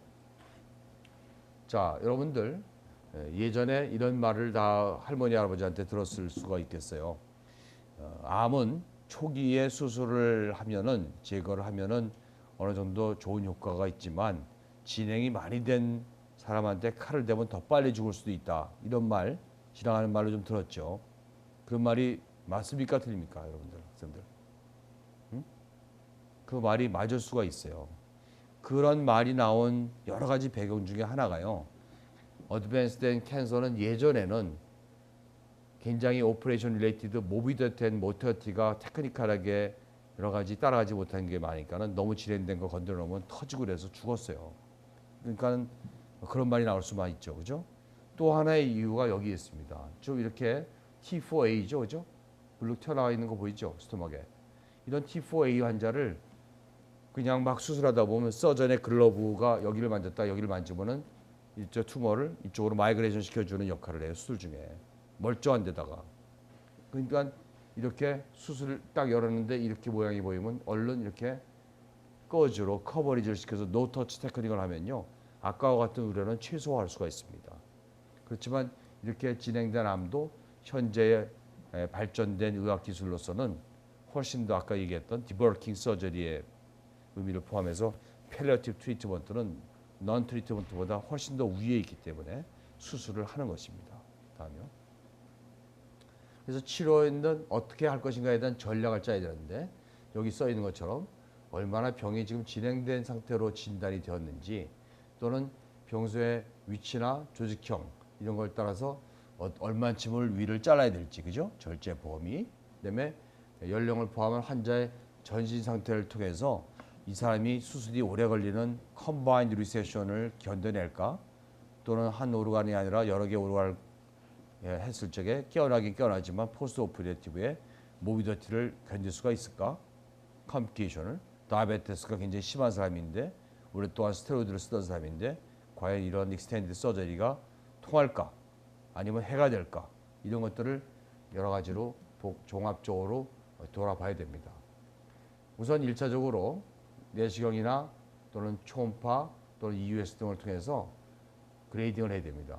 이렇게 결과가 종합됐다면 이런 환자들에 대해서는 엔도스코픽 또는 라파로스코픽 절제술을 적용 대상군에 대해서 나눠서 하게 되고 또 그렇지 여기에 이제 해당되지 않는 군에 대해서는 스탠다드 게스트렉토미를 하게 되는 것이 표준적인 치료 전략입니다.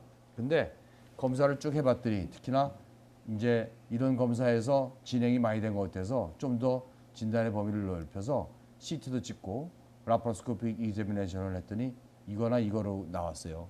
그럴 경우에는 이런 수술하면 안 되겠죠, 그죠? 이런 게 아니라 이럴 경우에는 아유 이 사람은 수술 지금 해봤자 안 되겠다 싶으면 항암제를 먼저 투여한 다음에 수술을 이제 전략으로 세우고 그다음에 아유 원격전도 있지만 이 사람은 디스탈 게스트릭 아울렛 옵스트럭션이 있으니까 빨리 뭘 먹도록 해주는 것이 제일 먼저 급선무다. 그럴 때는 팰리어티브 하지만 바이패스 서저리라도 해주는 것이 환자한테 도움이 되겠고요. 그다음에 이 사람은 젊고 굉장히 그 환자 상태가 제너럴 그 스테이투스가 좋으니까는 광범위 수술해서라도 우리가 포텐셜 큐러티브 서저리를 좀 시도해봐야 되겠다. 이런 작전을 피게 되겠고, 그다음에 이 정도에 따라서 항암제를 이런 식의 또 쓴다. 이런 전략 마련이 굉장히 프로포해야 된다는 얘기입니다. 다음이요. 그런데 이 큐러티브 서저리가 되지 않는 그런 경우는 여러분들이 이걸 다 외워야 돼요. 즉 피로스 림프노드가 있는 상태, 또 렉탈 쉘프, 또 다른 말로 블루머 쉘프, 바리런트 어사이티스가 상당히 많은 양일 때, 시스터메리 조셉 노듈, 앵규나 림프노드, 앵규나 오비어산, 리버 메타스테시스, 디스턴트 메타시스, 이거의 수술 금기증이에요. Contraindication of surgery. 그러나 exceptionally 환자한테서 bleeding 또는 obstruction 이런 거 있을 경우에는 이거를 위해서 이걸 증진할 목적으로 palliative surgery가 적극적으로 판단돼야 될 것이다. 이렇게 이해를 하면 되겠어요. 알겠어요? 그래서 됐습니다. 그래서 다음 장 치료 방침의 전략적 접근을 보면은 이런 기본 검사를 통해서 depth of invasion을 중심으로 한 환자의 병소의 진행 전도가 이렇게 된다면 기본적인 서저리를 하지만 이것이 의심될 때는 좀 더 폭넓은 검사를 더 통해서 그냥 막바로 똑같이 서저리 할 것인지 키모부터 먼저 할 것인지 또는 팰리어티브 세팅을 할 것인지에 대한 스트래터지를 정확하게 세워나가야지 너무 과소 또는 너무 과대한 치료는 해를 부를 수 있다. 아주 중요한 컨셉입니다. 다음 환자 보십시오. 여러분도 금방 봐서 알겠지만 휴지한 매스가 리버에 쫙 퍼져 있고 디스탈 게스트릭 옵스트럭션을 갖고 있는 월 스크린과 함께 네코시스가 된 노드의 메타시스가 심하게 있습니다. 누가 봐도 금방에 한눈에 알 수 있죠. 이런 사람 수술할 수 있겠어요, 없겠어요? 수술 못하는 케이스입니다. 다음이요. 키모스레피를 해야 되겠죠. 자, 아까 잠깐 말씀드렸지만은 위는 얼마만큼 절제할까에 대한 그런 퀘션이죠. 이것은 이런 여러 가지 검사 결과와 수술 중에 인스펙션, palpation으로서 환자의 종양의 위치 그리고 depth of invasion 이것을 근간으로 해서 결정을 해야 되는데 우리가 흔히 얘기하는 subtotal gastrectomy는 위에 3분의 1 아래쪽에 위치한 투머에 대해서 원이브 70%를 갖다가 절제하는 것이고 위 전절제는 위에 상당히 위쪽에 위치해 있거나 전위를 갖고 있는 전위에 퍼져 있는 암은 위 전체를 절제하는 것이다. 이렇게 알면 되겠습니다. 다음이요. 자, 그림으로 보겠습니다. 투머가 여기에 있을 적에 여기만을 이렇게 잘라내고 그 다음에 다시 리컨스트럭션을 하는데 만약에 여기 있는 식도를 여기다가 막바로 이어내주면 어떤 컴플리케이션이 생긴다 그랬죠? 응? 텐션? 텐션도 갈 수가 있고 또한 무리 없이 이어놨다 하더라도 어떤 것이 오겠어요? 그렇지. 알칼라인 리플러스 게스트라이티스가 올 수 있습니다. 에스파자이티스가 올 수 있습니다. 그렇기 때문에 굉장히 리플럭스 에스파자이티스가 오는 환자는 하루 종일 이 서브스터널 버닝 페인, 즉 흉골화 자결통이 와요. 엄청나게 아프기 때문에 하트번, 완전히 심장이 멎을 것 같은 아프기 때문에 그 컴플리케이션 생기면은 반드시 다른 수술을 컨버전 해줘야 됩니다. 못 살아요. 환자가 QL이 빵점이라서. 그거를 해결해 주려고 하는 방법 중에 하나가 이렇게 제주름을 인터포지션 하는 겁니다. 식도와 잔위 사이에 이렇게 제주름을 인터포지션 해주면 이쪽에서 이렇게 올라온 바일 주스가 이 정도까지 올라가지만 이 정도까지는 안 올라가니까는 이제 스몰 바울은 알칼라인 주스에 톨러러블 하니까는 에스파우스는 굉장히 인토러블 하잖아요, 그죠?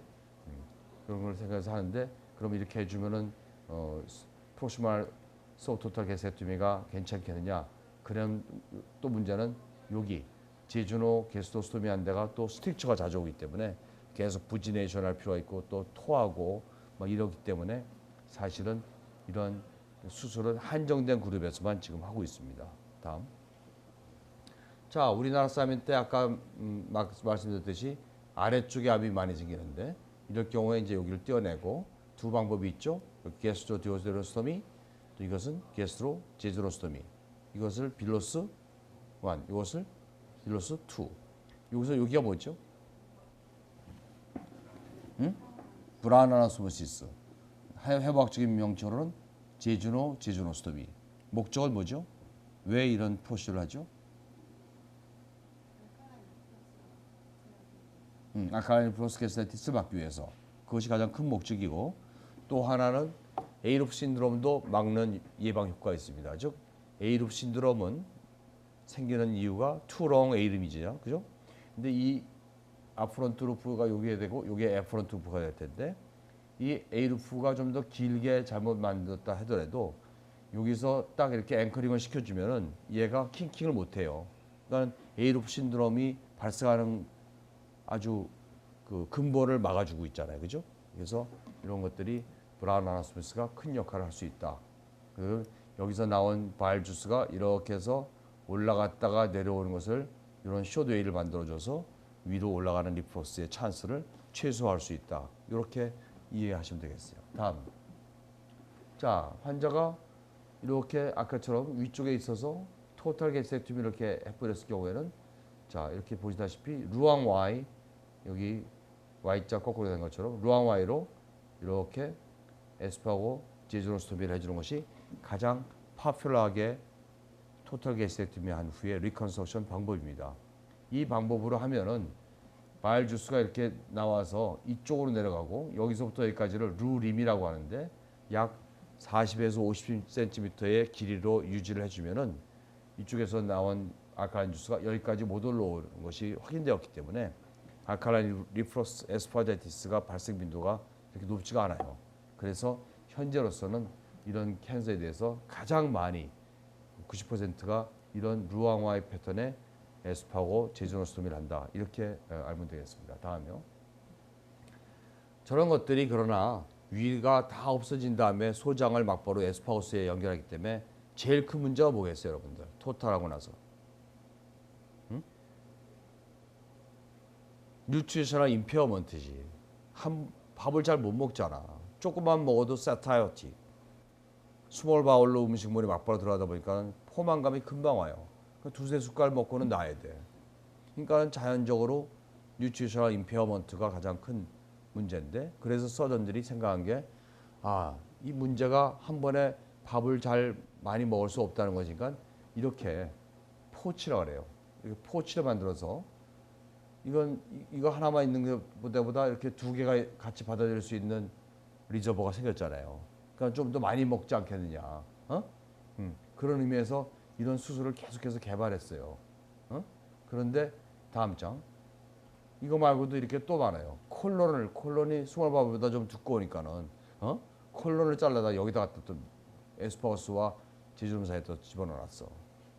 이렇게 수술 방법이 무궁무진하게 많다는 것은 아직까지 골드 스탠다드가 없다는 것이고 그나마 루앙와이 패션의 에스파오제노스토미가 가장 파퓰러하게 토탈 게스트렉토미 후에 리컨스트럭션으로 쓰여지고 있다. 이렇게 이해하시면 되겠습니다. 다음이요.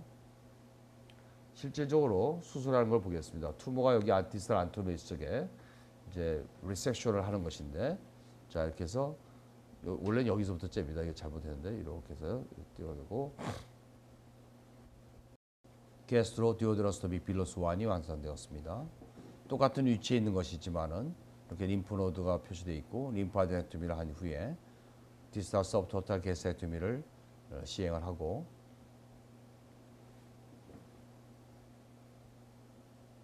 그다음에 이제 디스탈 이게 디오데날 스톰프는 처리를 하고 게스트로 제조노스토미를 해서 빌로스 2가 되고 브라운 아나스토미스가 되는 것입니다.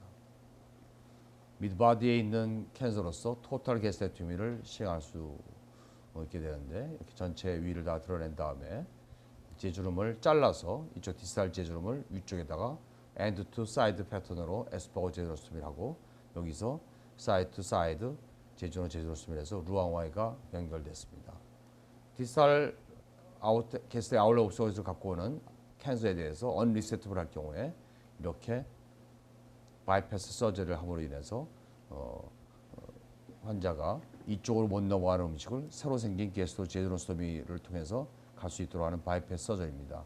여기서 이렇게 크리핑을 해놓은 이유는 나중에 다시 설명드립니다만은 그냥 이렇게 이거 없이 수술해 놓으면은 음식물이 들어와서 요로만 가졌으면 좋겠는데 이렇게 들어온 음식물이 여기를 한 대 때리고 갑니다.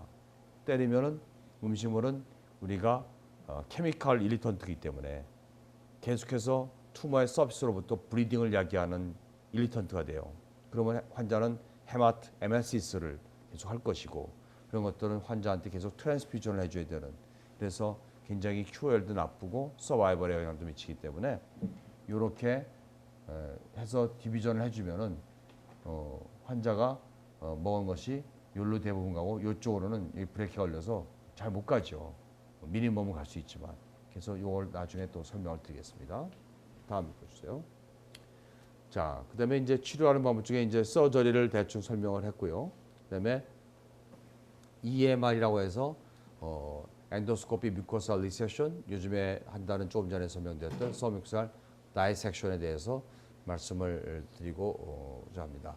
자, 우선 이러한 서저리는 개복을 안 하고 하는 것이기 때문에 서저리가 아니라 이런 트리트먼트는 내시경만 가지고 하는 거기 때문에 아주 커다란 대전제가 있어요. 절대로 그 환자는 림프절에 전이가 없는 환자여야 돼. 그렇겠지. 내시경으로 뱃속에 있는 메타스틱 림프노드를 리트리브할 수가 없잖아요. 그죠? 그러면 어떤 환자가 과연 림프절에 전이가 없을까 하는 것을 이런 내시경적 치료 절제술이 개발되기 전에는 100% 무조건 다 개복을 했습니다.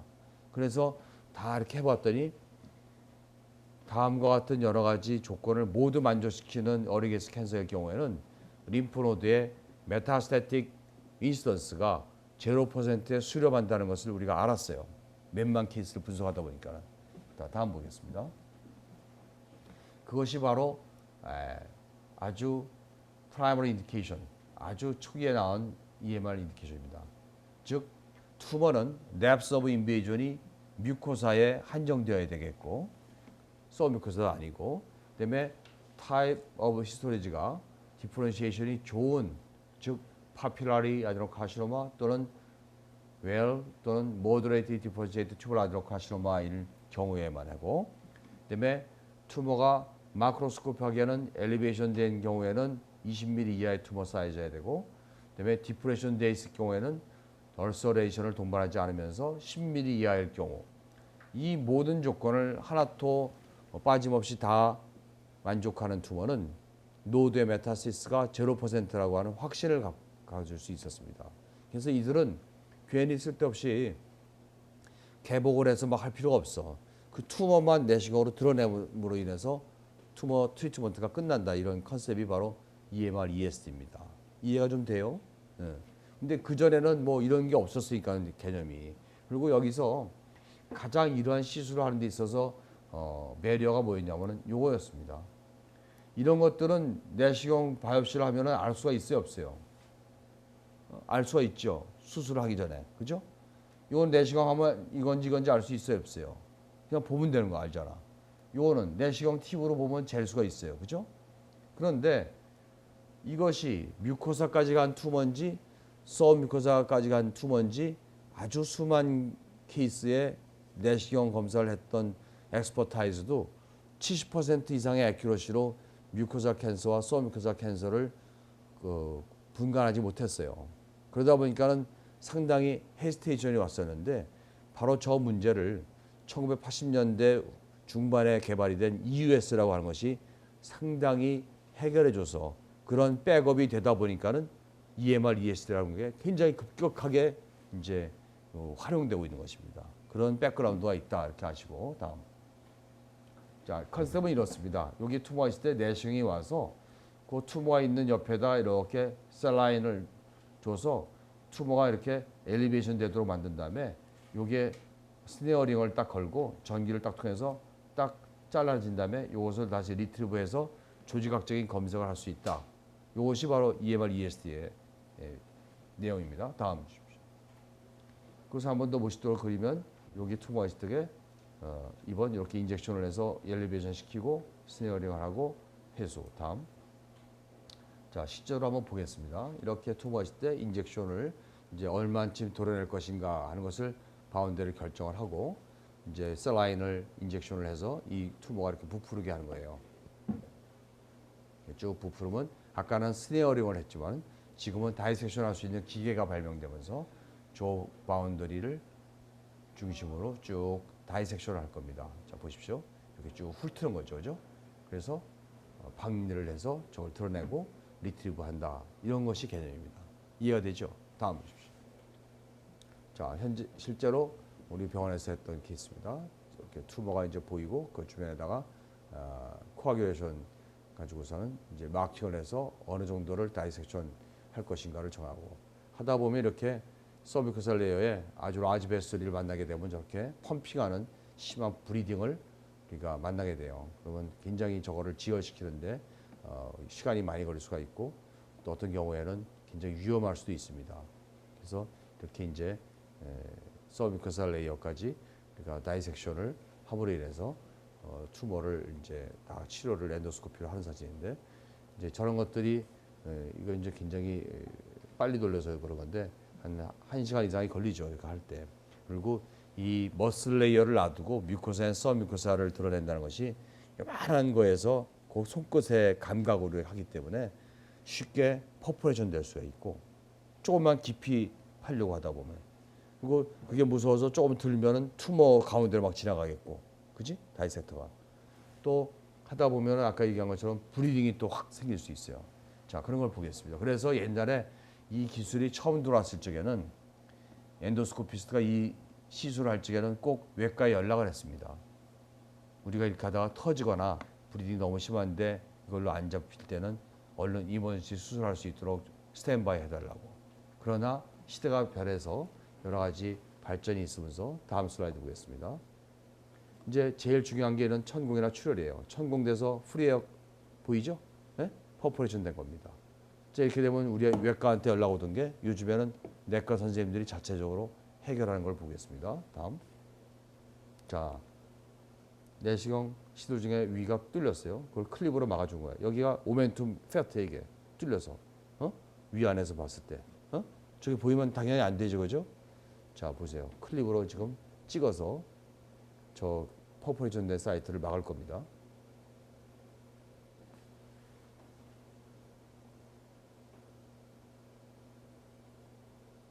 여러 개의 클립을 이제 찍어놓고 서로 당겨서 이제 딱 끝났습니다. 굉장하죠? 다음 브리딩입니다. 브리딩 되고 있는 것을 지금 여러 가지 방법으로 에피네프린 인젝션 하기도 하고 또 코아귤레이터로 지지기도 하고 스네어링을 걸어서 묶기도 하고 클리핑 메타 클립으로 익스포즈된 베스를 클리핑 해버리기도 하고 그런 식으로 해서 지금은 거의 대부분을 엔도스코피스트가 끝까지 책임을 지고 치료를 완수를 하고 있습니다.